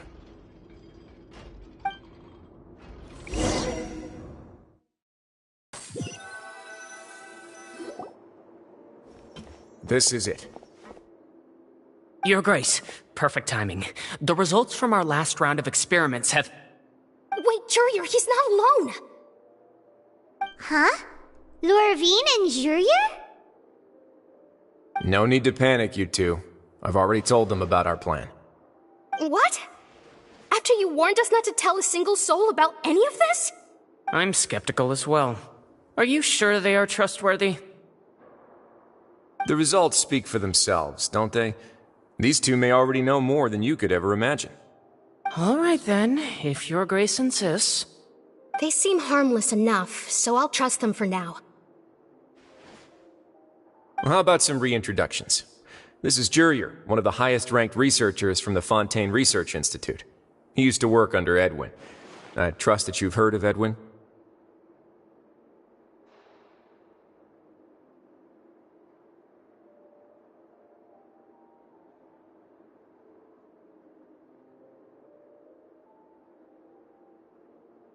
Good.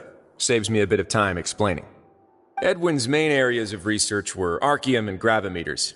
As his assistant, Jurier is quite familiar with them as well. I hired him to be my technical consultant. You want to blow up the fortress of Meripede? Ah, what a lovely idea. I'm already imagining it in my head. Gotta admit, I'm tempted as well. Guys, focus! Focus! That taskmaster over there is Miss Lorvine, and is also one of my technical consultants. While Jurier used to be Edwin's assistant, she used to be Jurier's assistant. Ooh, are they together? See, everyone keeps asking this question. Are you too sure you're not a couple and just using your work as a convenient cover? Your Grace, I am not in a relationship with this man. If I dated her, I'd officially be madder than Edwin.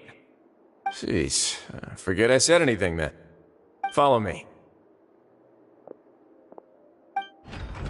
Whoa! There's another door that goes right up! Your constant amazement makes it seem like the fortress can do anything. But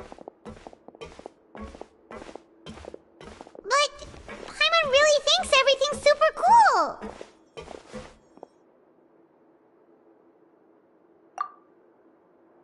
Well, let's spice it up a bit. And here you go.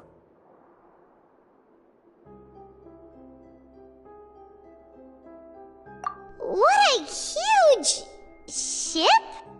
This is also a production zone that Paimon's never seen before. What's going on? How much do you know about Fontanian history? Not much at all.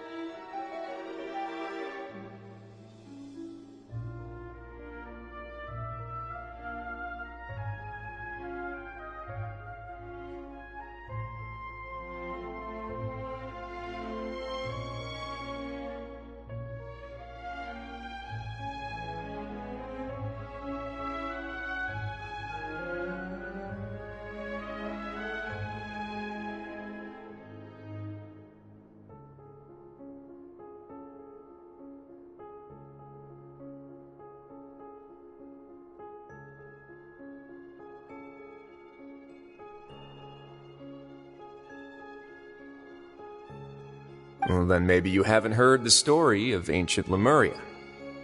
To give you a quick rundown, Fontaine used to be ruled by the Lemurian dynasty. According to legend, the Lemurian king Remus came to this land after being inspired by divine revelation and found the seer Sibila, who had taken on the form of a golden bee. Taking the golden bee with him and riding on a huge ship, the Fortuna, he created his nation above the surging waves. He called his nation Lemuria, and used the Fortuna to incessantly search for new tribes and islands, calling on them to join his empire. There's a ship in this story too? Where there's water, there'll be ships. People believe that hope can always be found at the end of a voyage. Do you believe that too? To a point, I think. As you've already seen, I have a whole factory's worth of labor, materials, and technology at my disposal. Certainly can't hurt to give it a try. So the moment I began to speculate that the primordial sea might lie underneath the gate, I also began this project.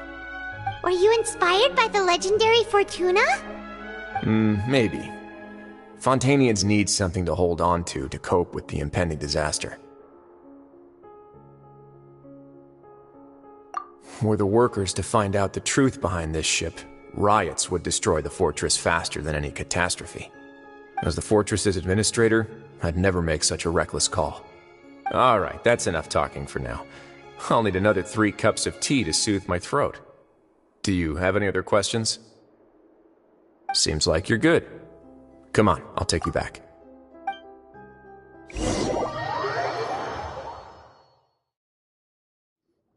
I'll leave you here for now. Oh, thank you so much. No worries. But don't forget, it's up to you whether or not you want to share what you just saw. What you do from here on out will likely affect those 3 as well.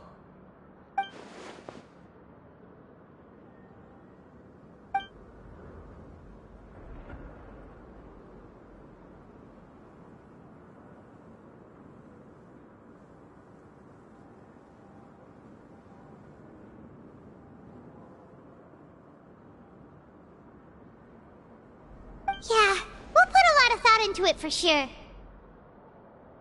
Great. I look forward to what happens next.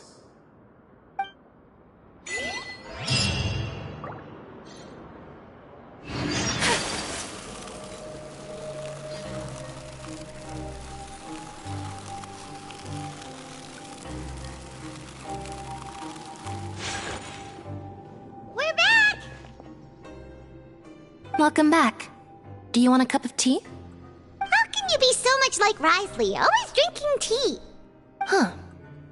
Actually, Now that you mention it, I just remembered something now. While I was sedated, I could still barely hear two people talking next to me. They were discussing everything, from the leaves to the water and even the teacups themselves. Must have been Risley and Sijwin.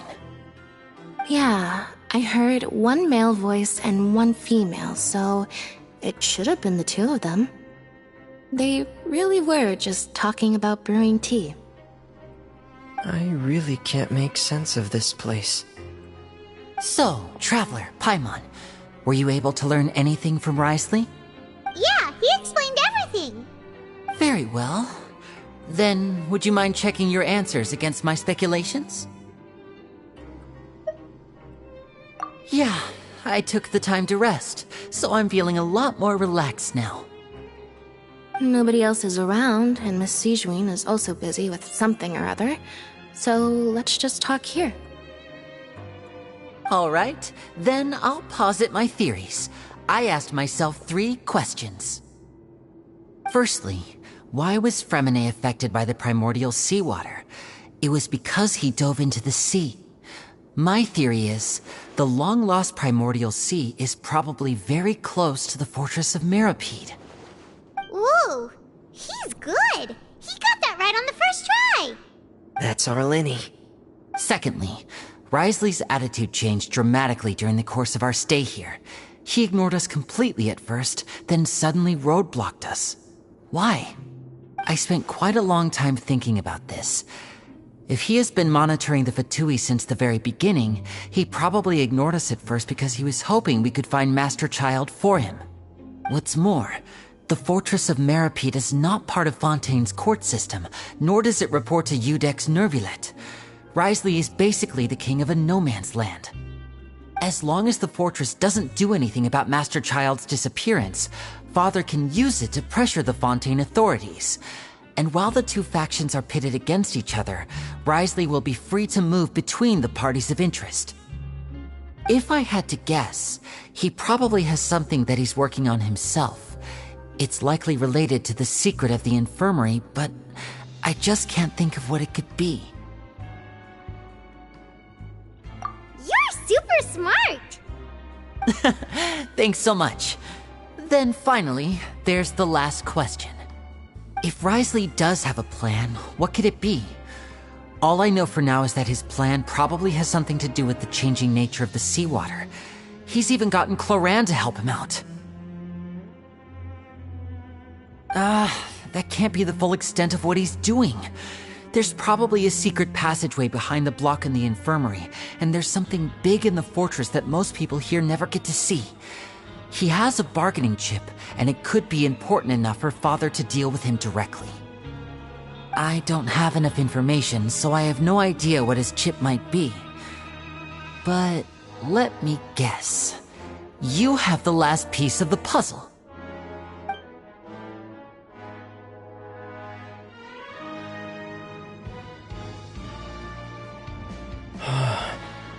I can't believe it. The sea will engulf everyone. Just like the prophecy said. Could Risley have wanted to meet Father to figure out a way to deal with this crisis? If you remember, I once mentioned that Father sees the House of the Hearth as her base of operations, and she truly wants to resolve the crisis. But how could Risley have known that? Or perhaps he didn't know, and just wanted to bring Father over to his side? Which could be why he said he just wanted to negotiate. Yeah, that makes sense to me. I understand your concerns as well, Traveler. I'll figure out a way to pass this on to our father. No matter what, we're on your side. The two of you have already aided us far too much. We probably wouldn't be standing here right now if not for you. If you ever need anything else going forward, please come to the House of the Hearth at any time. Though you may not share the sentiment, after all that we've gone through together, the three of us basically see you as family now. You have my gratitude. Thank you for protecting Linny when it really mattered. And thank you for sharing the secrets of the fortress with us. We didn't think you were going to do it. Why are you being so formal all of a sudden?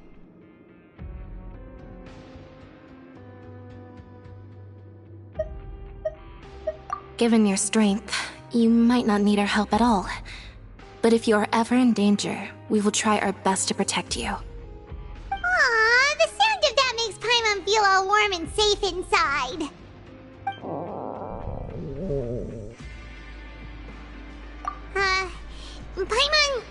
Paimon's hungry. Oh, you've done so much already. Go get some food. Alright, then we'll catch you guys another time.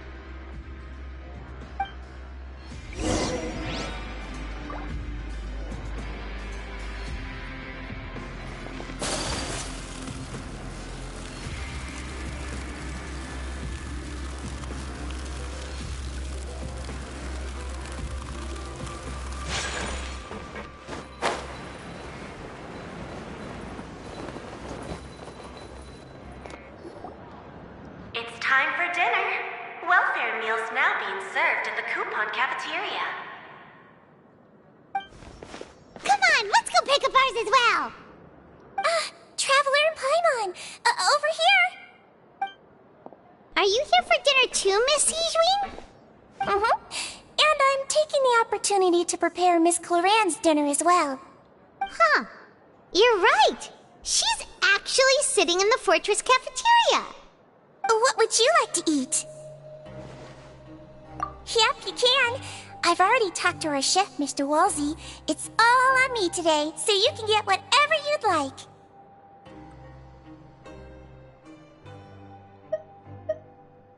Me too! Don't forget Paimon! No problem. Just leave it to me.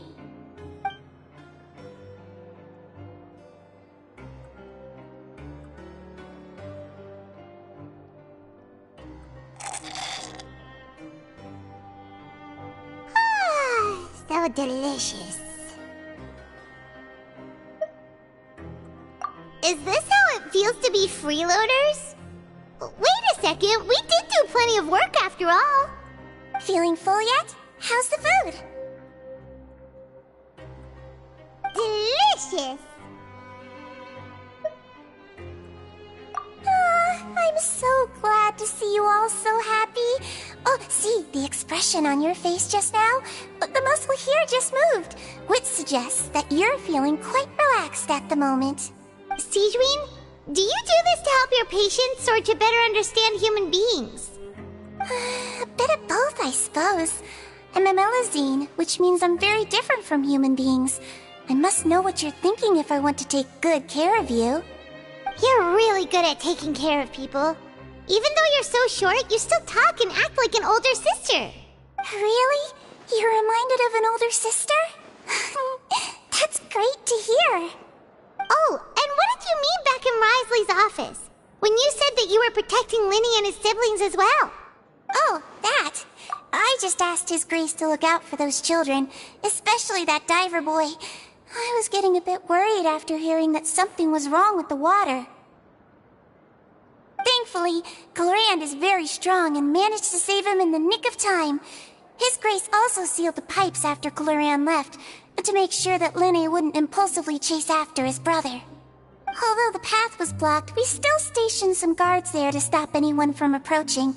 They were instructed to only open the door once Miss Cloran had returned. Oh, and I was keeping an eye on Mr. Linny as well. We had to press him, but we couldn't allow him to be in any real danger. You were all super considerate and really thought everything through. It's just what we do down here at the fortress. At least this has been His Grace's style for as long as he's been the leader. Oh, I really wish Monsieur Nervula would come down here more often too. I feel like he'd like it here, with all the darkness and chaos. Get a good night's rest, you two. You both worked very hard.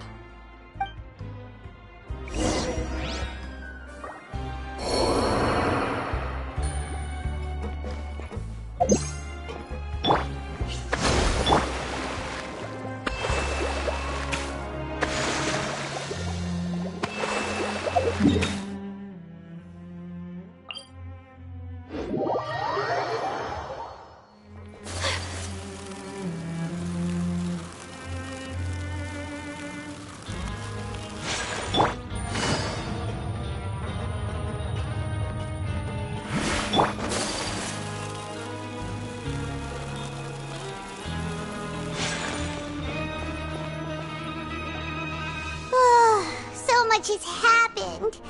Paimon just feels absolutely exhausted now that she's finally relaxed. Paimon's super sleepy. Are you sleepy too?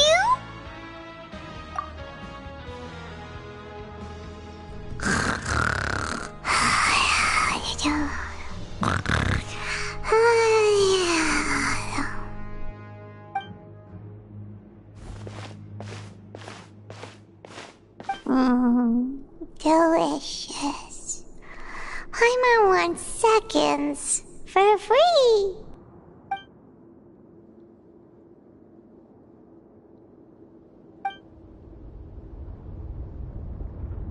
Out of my way! Get out of my way! What happened? Why is everyone running? No idea, but something must have happened. Stop asking! Who's yelling?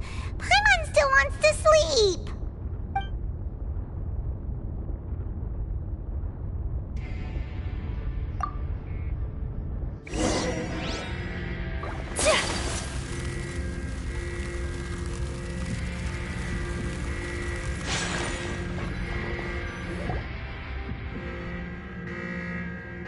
What happened? Why is everyone running around? Hey! What are you doing? No time to explain, mate. Goodbye! Hey! Wait! What's wrong with these people? They won't even talk to us. They're here! There you are! Oh, thank goodness! Quisto and Laveroon, do you know what happened here? We came here especially to inform you. Something seems to have gone terribly wrong just now. His Grace is telling everyone to evacuate and get out of here. Laveroon was saying you two are new here and you don't have many friends, so you might slip through the cracks. Haven't you heard all the stories like that? An evacuation is successfully completed, yet you only find out once you do a head count that 1 or 2 people are missing. Wait, weren't you the one who brought that up? Why is it suddenly my idea? Hey, shut up! Okay, whatever. The point is, you should come with us. Yeah, he said to get as far away as possible, upwards and outwards.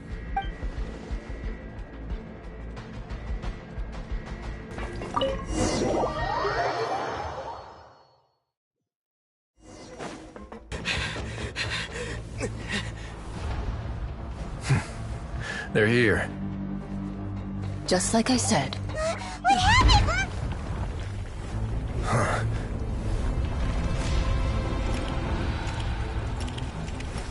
You're just in time. But be ready to run.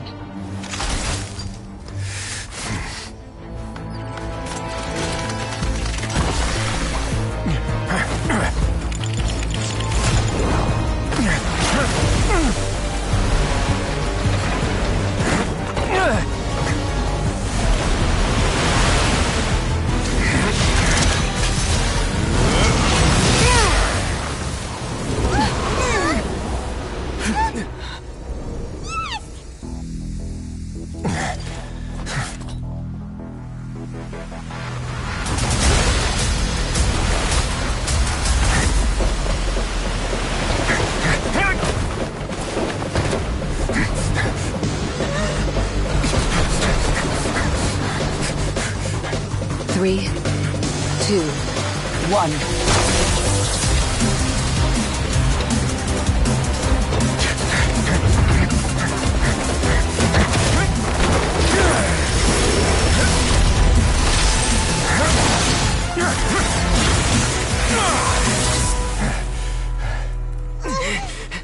This won't hold it for long. Find Neuvillette. Tell him the defenses are about to collapse. Then what will happen to you? Until he arrives, we're the last line of defense.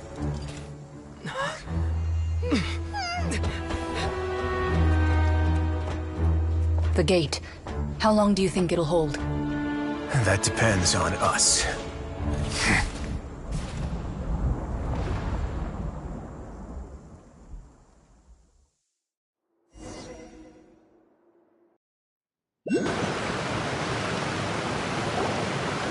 Neuvillette? Why are you here? Traveler, I need you to head to the Opera House immediately. Farina will soon be meeting with the knave there. You must protect Farina, and make sure she doesn't spend too much time alone with her. Will do. You have my sincerest gratitude.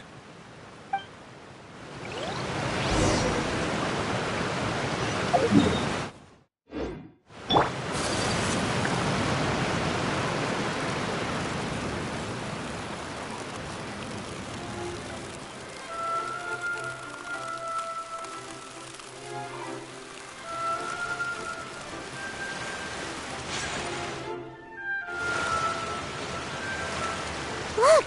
There are a ton of Fatui and Palais Mermonia people over there! The knave is probably here already. We need to hurry! Are you two the traveler in Paimon? Monsieur Nervalet has left instructions. Please follow me. Though I'm sure he's already explained, this should be a mostly cordial conversation, unlikely to give rise to violence. But it would be most appreciated if you could protect Lady Farina to the best of your abilities.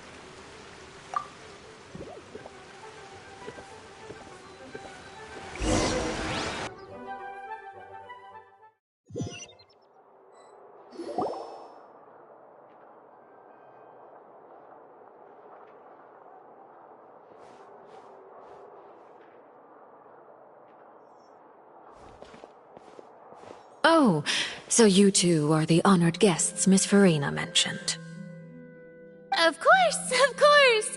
How could they not attend a meeting such as this? I must always have 2 or more guests at my dessert table. Otherwise, the occasion would be too lonely and unbecoming of my station. It is my pleasure to make your acquaintance, traveler. I have heard much of your accomplishments. I am the Knave, one of the 11 Fatui Harbingers.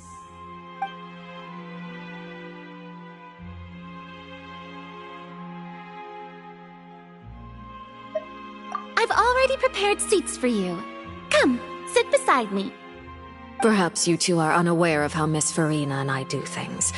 You see, we actually recently agreed to get together for tea when we had the time. See this? This is a limited type of confectionery that Miss Farina simply adores. There are only 16 slices sold every day.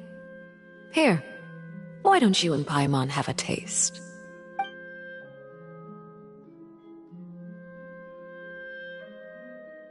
Traveler, what do you think of this cake?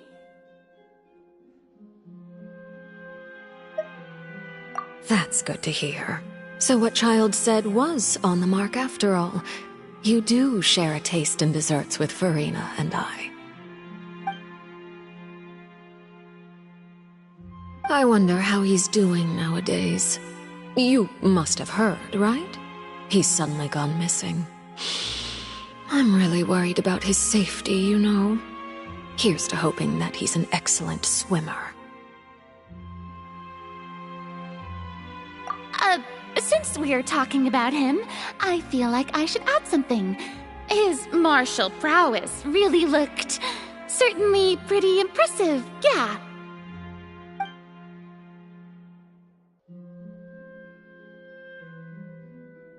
Oh, so you're also familiar with his aptitude for fighting, Miss Farina. Oh, right. I almost forgot. Child was subdued by Udex Nuvillette right in front of you. Against ordinary people, my colleague would never be on the back foot. But alas, he just never imagined he'd run into such a person. I must express my admiration for Monsieur Nuvillette. Coming from you, that's not surprising at all. But I thought you would be happier to hear the news. Of course, but it's still a bit of a shame. You see, I would have been far happier had I received this news somewhat earlier. As you well know, a long time has passed since Child disappeared. Well, in any case, there's no need to worry. We know for sure that Child is still alive. Oh, and just how do you know that? Because we found evidence that proved he left the Fortress of Meripede. And where did he go after leaving the fortress?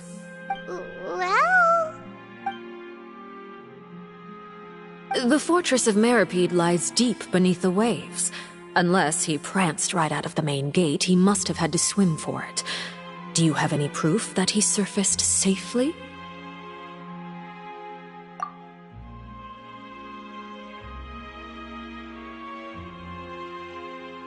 Ah, that is good news at least. His sister Tonya sent a letter to Fontaine not too long ago. Since he was unfortunately unavailable, I picked it up on his behalf. Do you have any idea how he usually writes back to his family? Dear Tonya, your letter made me feel like we were still enjoying our time in Snezhnaya together. I'm currently admiring the scenery on the streets in front of the opera house. Is it something like that?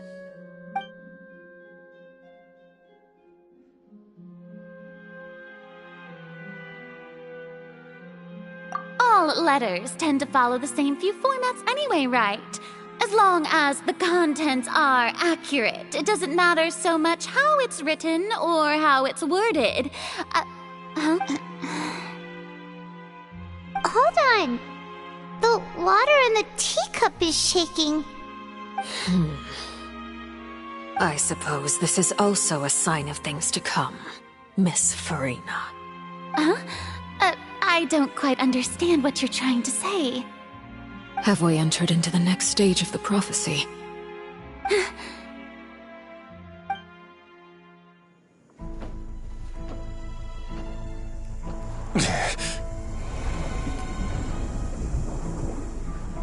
My thanks to you both. I will take it from here.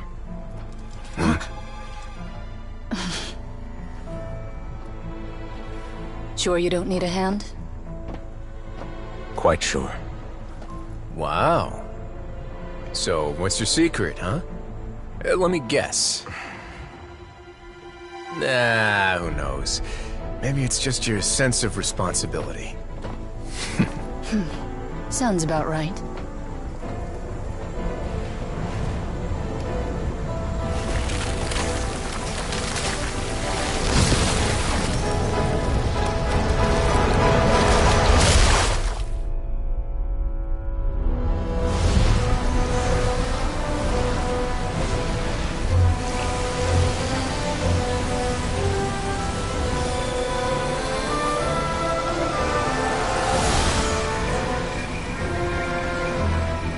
Day may come when the prophecy is fulfilled, and the waters burst forth. But it is not this day! This ancient power could easily obliterate an entire race. A tsunami of fury would unleash endless catastrophe.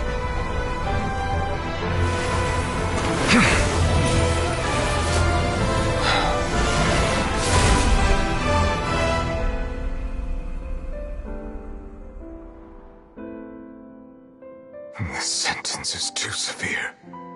Forgive me for overruling it.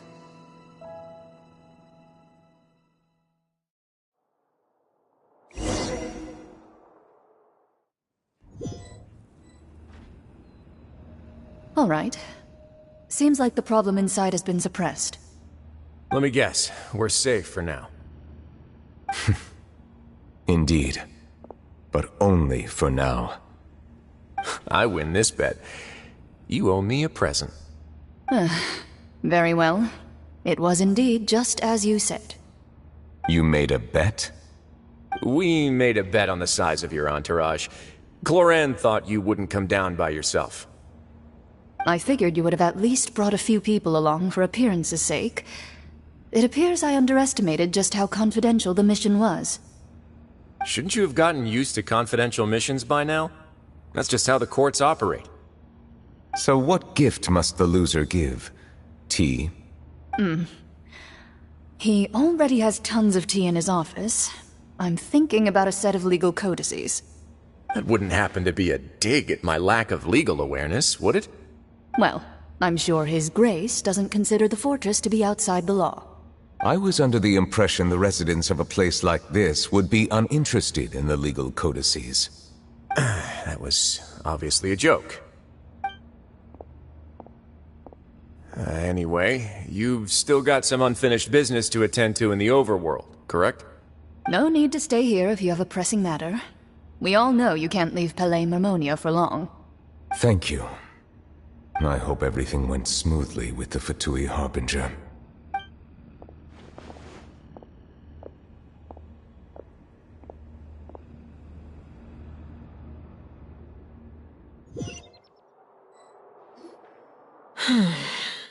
I must say, we've spent long enough playing house.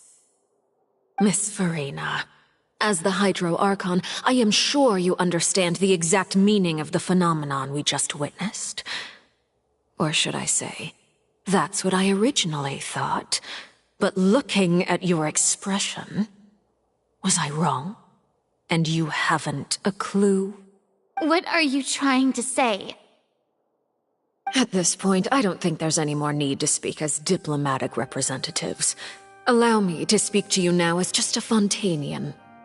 You know the prophecy by heart, and also that every part of it is being proven true. Yet, here you are relaxing, drinking tea, and eating desserts as if it's all nothing more than a few stray bugs in your garden. Do you really think that's acceptable? The prophecy's hanging above our necks like a guillotine. Every faction is looking for a way to either avert the disaster or save their own. Even the orphans of the House of the Hearth have devoted everything to saving their homeland. But you, it beggars belief just how nonchalant and carefree you have been. From the very beginning, you, the god Focalor, you have utterly failed to take action. You're wrong. I've never ignored the prophecy, nor have I just been passing the time in self-indulgence. Retract your accusation and stop doubting the wisdom of the gods with such absurd conjectures! I am not alone in my doubts, you know. All the children of Fontaine may be harboring the exact same thoughts right now. Oh, great Hydro Archon. How are you going to save them? Save us? How are the people you've sworn to protect supposed to survive in a land that will soon disappear beneath the waves? I have my ways, and I've been working on them for all this time. Even if you look down upon me, you have no right to judge me. Fontaine will be saved. Even if I still cannot see the true future right now, as long as I continue on as I am, I will be able to hold my head up high!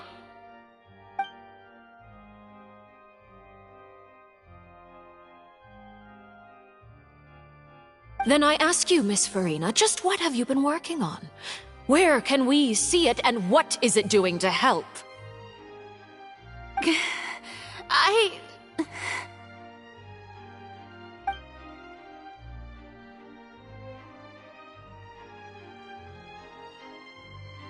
My machinations are just like the prophecy itself. They will only reveal themselves at the fated time. It is just that beings like yourselves are unable to perceive them as of yet. I see. As a god, the proof of your labor always lies beyond prying mortal eyes. Allow me to be so bold as to ask another way.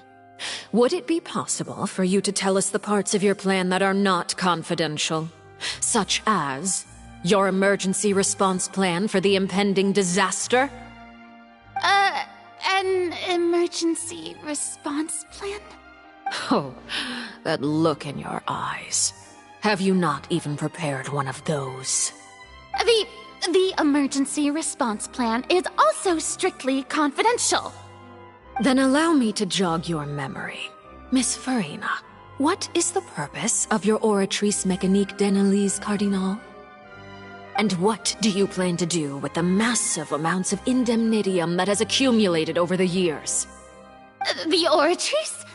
It's just like it appears to be. So you also have no idea. If I'm not mistaken, someone's using it to prepare for something. But unfortunately, it would seem that someone is not you, Miss Farina.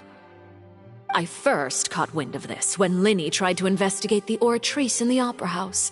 You see, even just getting close to the core contaminated him with an extremely large amount of indemnitium.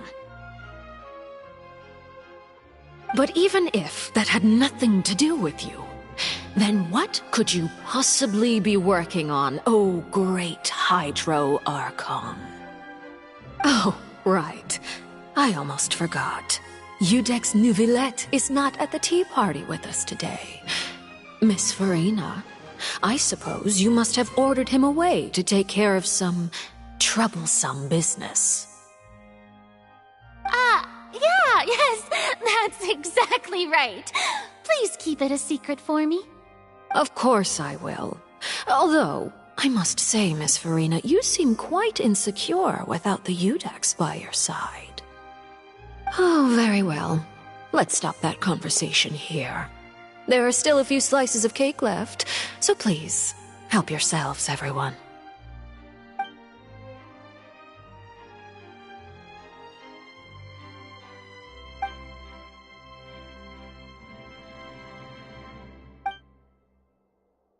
Traveler, I heard that you were recently commissioned to handle a few matters on behalf of the Udex. Why don't you take an extra slice of cake? Those who work hard deserve gratitude and praise. You too, Paimon. Thank you. Paimon will take you up on that offer.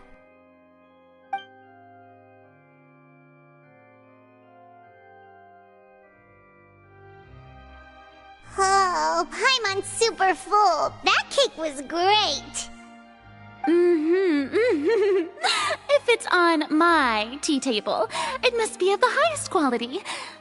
Yes, and we must thank the knave for bringing these over as well. You're welcome. I'm sure the cake also felt greatly honored to be featured at Miss Farina's table, and I was merely catering to Miss Farina's tastes, seeking a chance to chat over tea. It is getting late. Why don't we call it a day? There are still a few matters that I need to take care of, so I must take my leave now. Very well. We'll end it here. Mind seeing me off, Traveler? We could use the opportunity to discuss Child before I must be on my way. Paimon's coming too!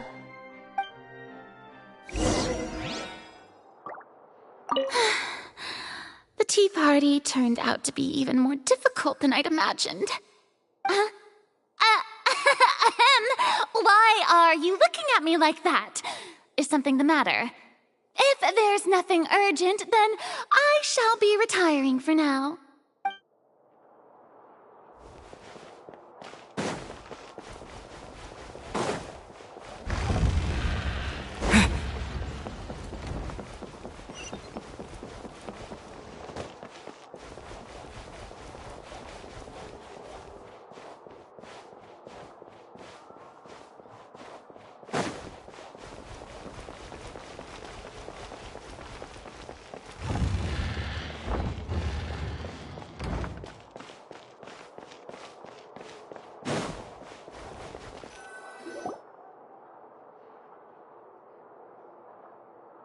I'm glad that you were willing to come with me. Of course, Child was just an excuse. I have no interest in your dealings with him. That's what Paimon thought. You lent your aid to the children of the House of the Hearth. As their father, I would like to express my gratitude. Do I look like an irresponsible father to you? The House of the Hearth is very important to me. You should know that I care deeply about my children. That was all. Formal topics should be discussed in formal settings, and informal topics in informal settings. I know you just returned from the fortress of Meripede. Relax. I have no intention of trying to get anything out of you. Linny, Lynette, and Fremine are still there, and I trust their judgment and abilities. They've all been working very hard and have always done all they can to fight back against anyone who tried to stop them, especially Linny. You mean Wriothesley. He's a tricky one to deal with. It's unfortunate that Linny's so eager to prove himself that he can't learn to rely on others, including me. By the way, and you can just consider this a bit of idle gossip, but what's your impression of Farina? You are outside of our disputes, and the freest person in all of Fontaine, able to move around most easily. Allow me to share my perspective with you. And that's everything that happened during the trial. Master Child was declared guilty and immediately transported to the Fortress of Meropide. Didn't he say he was coming here on vacation? Does he not feel an ounce of shame for all the trouble he has caused? Forget it. He did give us an opportunity. I will be meeting someone shortly. Do you require help with any preparations? No need. I will take care of it myself. I need to meet with Farina, the Hydro Archon. She is at the heart of Fontaine. But what's fascinating about her is that she often seems more like a celebrity than a working Archon. Oh? Come over here, you little critter, you! You dare to run from me? Stop right this instant! My goal is just to discover the location of the Gnosis. But I didn't expect the chance to approach Farina to be handed to me on a silver platter. This is so easy, it's actually making me a bit suspicious. Anything left unguarded is usually just bait. But no one will blame someone for taking the bait. After all, from the moment it was attached to the hook, the bait is meant to be sacrificed. It's just as I guessed in the second before I struck. The Hydronosis is not currently held by the Archon. In fact, this Archon doesn't seem like a god at all. And I sense that she's under some kind of curse. Who are you? And what are you trying to do? Please don't kill me! I'm begging you, please! The fear in her pupils is genuine, so perhaps she's not bait after all. Either way, targeting her has lost all meaning. I left the scene with ease. Nobody came looking for me, and nobody could serve as a witness to my near assassination of Focalor. I suspect even Farina dares not mention this incident to anyone. Not long after, my informants confirmed what I had guessed. After returning to her quarters, Farina quietly cried alone. She was so scared that she could not sleep that night, nor could she even bring herself to eat her cake. There's no doubt that there's something wrong with her. I began to entertain the possibility that she is not the true Hydro Archon. Perhaps Iudex Neuvillette is actually the genuine article. I have to find the Gnosis. If the Neuvillette hypothesis is correct, he is probably in possession of it. Alternatively, it might have been hidden in a place that's hard for ordinary people to access. Yes, Father. My dear children, please speak. News from the Fortress of Meropide. Master Child has gone missing. On top of that, the contacts and guards we bribed at the fortress have all gone quiet as well. Probably the handiwork of that Ridesley. I'm afraid so. This is a good opportunity. The value of a Harbinger is much higher than most would imagine. We now have an excuse to exert diplomatic pressure on the Fontaine authorities. Set up a meeting for me. I would like to meet the Hydro Archon and Iudex Neuvillette. Oh, and I have an additional mission for you three. Yes, Father.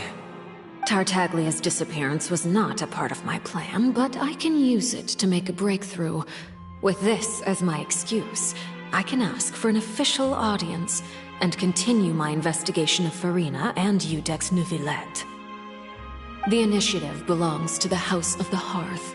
My wish to investigate the Fortress of Meropide will be a front. Linny and his group will be responsible for the actual intelligence gathering.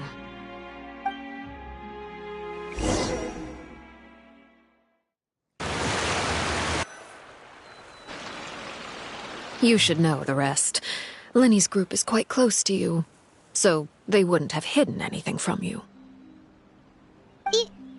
You attacked the Hydro Archon? It wouldn't mean anything, even if you shouted it from the rooftops.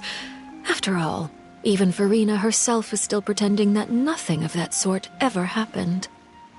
Alright then. I've now had 2 chances to enjoy tea with Farina.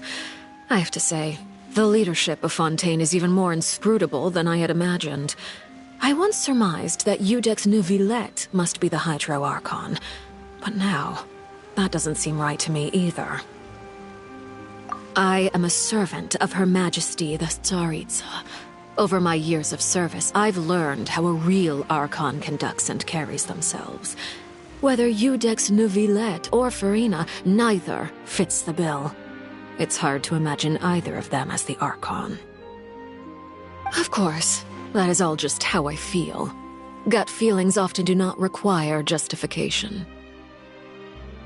It is, however, quite amusing to me that after all my years working in intelligence gathering, I've come to realize I am at a complete loss regarding the identity of the god of the land of my birth. Don't you think Fontaine is quite intriguing? A catastrophe looms, yet many secrets have yet to rise to the surface. It looks like Fontainians will have no choice but to save themselves. Ultimately, though, one must survive in order to do anything else. Should the need arise, I would be happy to cooperate with you. You don't need to commit to anything right now, of course. I have a feeling that the situation will continue to evolve, and as your name is often connected with noble deeds, I'm sure we will work together someday. He certainly returned quickly. You must want to catch up with each other, so I'll leave you to him.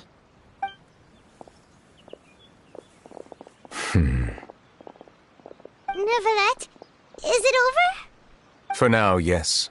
But this issue will prove quite thorny in the long term. I'm concerned that sooner or later the prophesized events will occur. Thank you for protecting Farina.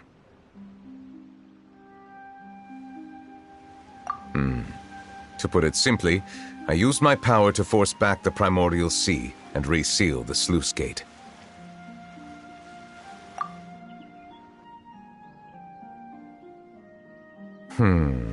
So as expected, the Knave has turned up the pressure on Farina. She's trying to feel her out, though I'm still unsure as to her motives. Permission granted.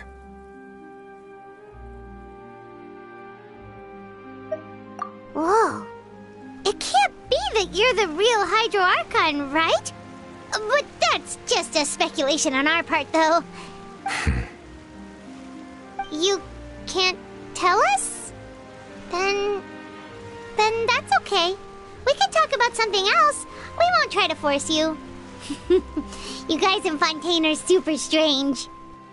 If by the phrase, "you guys," you are referring to Farina and I, then although I'm not sure just what you are trying to imply, I must clarify that I do not share her positions on a multitude of topics. I believe so. The fortress has a long and complex history. It has seen much grief and suffering.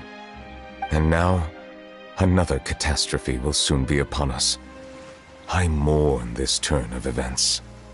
Huh? Why is it raining all of a sudden?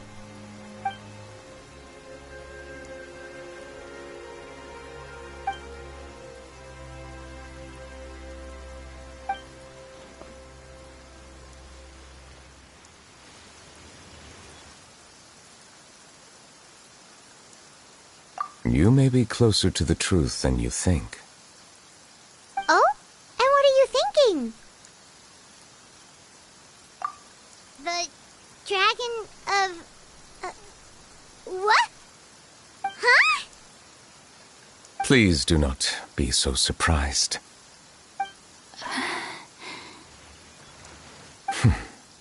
Farina?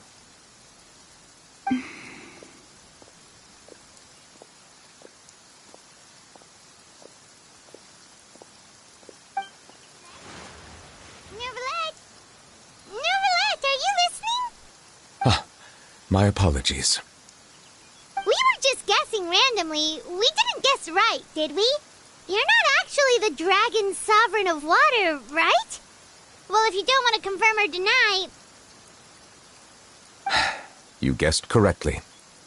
I sincerely hope you'll be able to keep this a secret for me. Right, of course. We'll definitely help you keep it a secret. There's still something Paimon wants to ask you, though. Please, go ahead. Well, if you are the Dragon Sovereign of Water, and you were able to force back the primordial sea from the fortress, then since Fontaine's prophecy is all about seawater, couldn't you just use your power to solve the crisis? None of the currently living dragon sovereigns in the world, myself included, possess our full dragonhood. They say that when the first usurper arrived on Tivat, they seized a part of the dragon's power. Today, that stolen power is the basis of the Archon's authorities. There are 7 elemental Archons and 7 matching dragon sovereigns. The dragon sovereign of water who lived through that era perished a long time ago. As their successor, I know far less of that part of our ancient history. In any case, I believe I will not be able to do much unless the Archon disappears and returns their elemental authority to me. Given the status quo, however, I would recommend finding another way to deal with the prophecy. Oh, so even you can't solve it. I still have some urgent matters to attend to at my office. If you have any more questions regarding ancient history, you are welcome to discuss them with me at a later time. Please go right ahead. There's a place that Paimon wants to go too. Traveler, why don't we pay another visit to the Fortress of Meripede? Paimon is a little worried. We'll see you another time. Take care.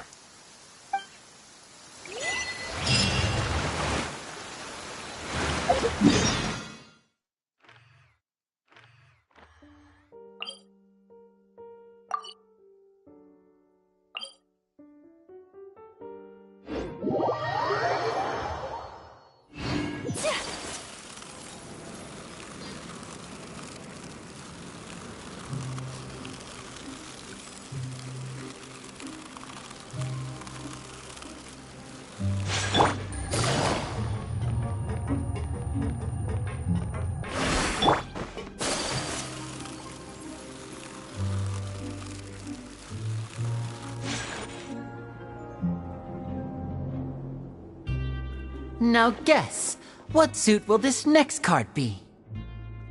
A bare-teeth cat? Well, well, look who it is.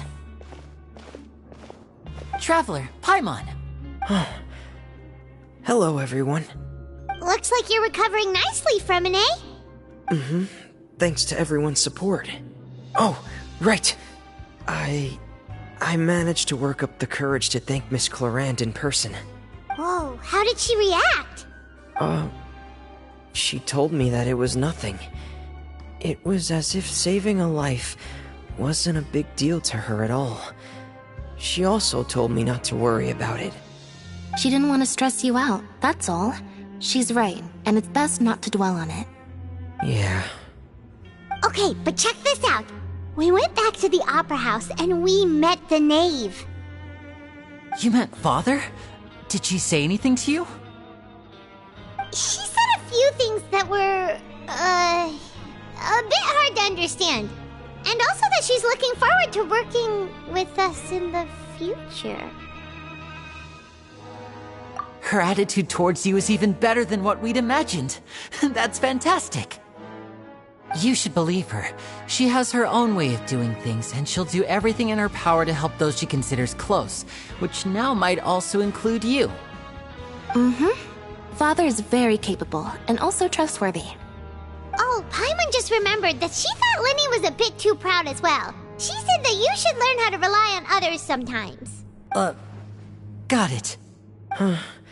That does sound like something that Father would say. Hey! Are you going to stay here for the next few days? Looks like it, yeah. Excellent. I will host a tea party. For real? Then Paimon wants another another serving of cake. Another implies that you were already served some delicious cake while you were up there. How lovely. Well, next time, you're going to have tea and snacks with us.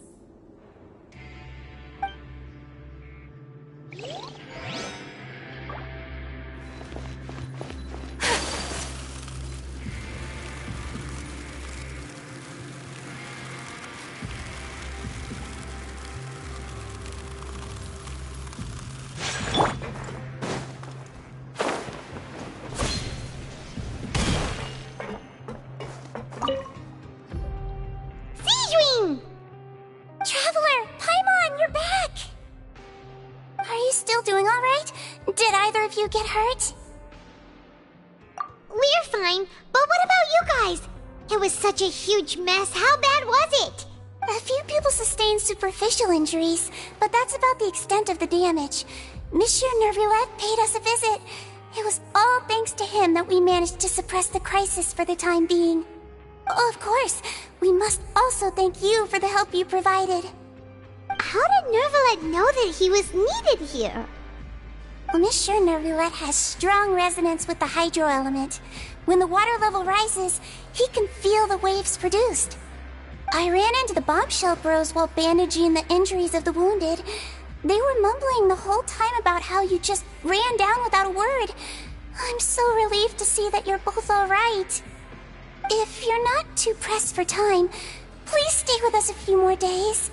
Just let me know if you get a craving for any particular dish, so I can have Mr. Walsey get your meals prepared.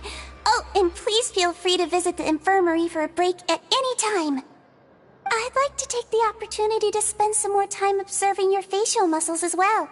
Your happy smiles are quite contagious, you know. They're so memorable, and I've missed them immensely while you were gone.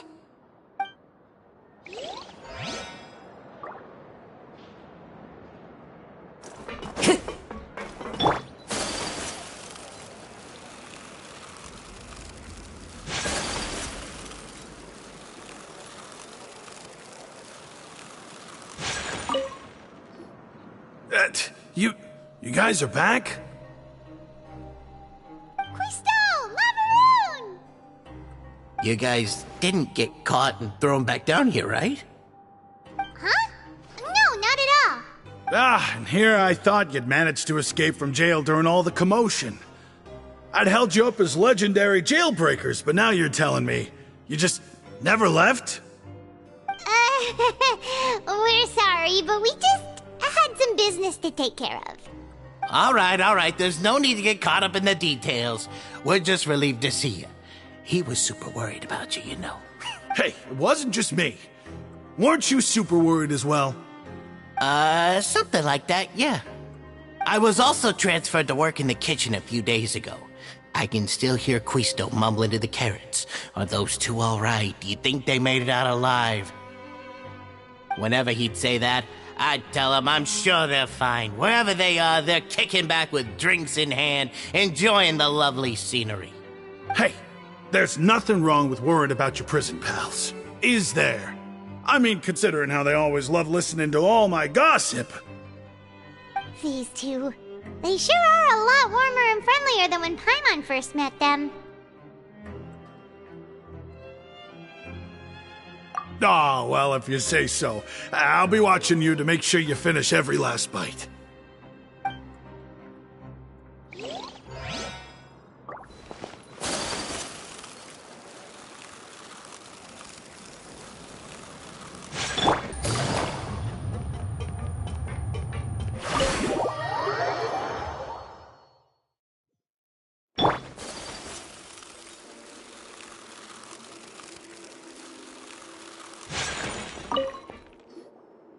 Courier? Miss Sijwin told me you still haven't eaten. Yeah, I was working on something, so I forgot. That's no excuse for... Huh? It's you two. Courier! Lurvine! We're back! Hello there. It's been quite the mess here recently. How have you been? And you? Are you still taking the secret passageway from the infirmary to work on the ship? Yep. That is still top secret, though, so don't say a word to anyone. It can be a bit annoying when there are lots of people in the infirmary, but I still prefer taking that route over the one from the Duke's office. I mean, the infirmary does make it easier for you to slack off. Oh yeah? Then why are you also here so much? You two really are just using your jobs as a cover for your relationship, aren't you? Not at all!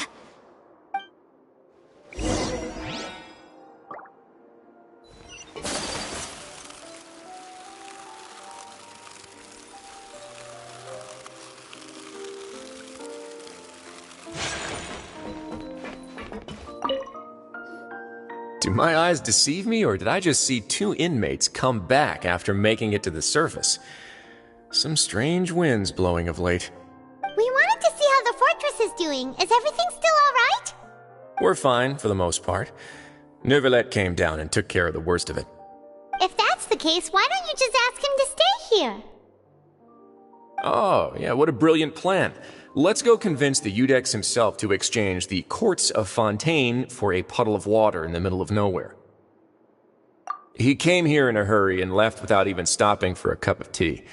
He did remember to take Miss Sigewinne's gift with him, though. He sure sounds super busy. Miss Cloran has left as well. She also took her gift from Miss Sigewinne. Were the gifts milkshakes? Neuvillette got the milkshake. Cloran received lipstick instead. Those aren't even remotely alike.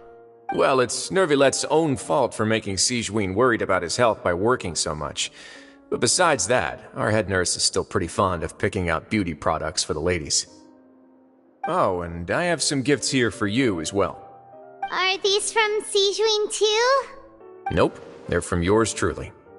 You've already wrapped up your work at the fortress, so you can return to the surface at any time. You haven't yet served your full prison term, however, so you may continue to use your cell until your term is up. For real? Then we could stay here for a really long time? You may access the cafeteria for free. Hooray! Just remember to come complete your paperwork once it's time for your release.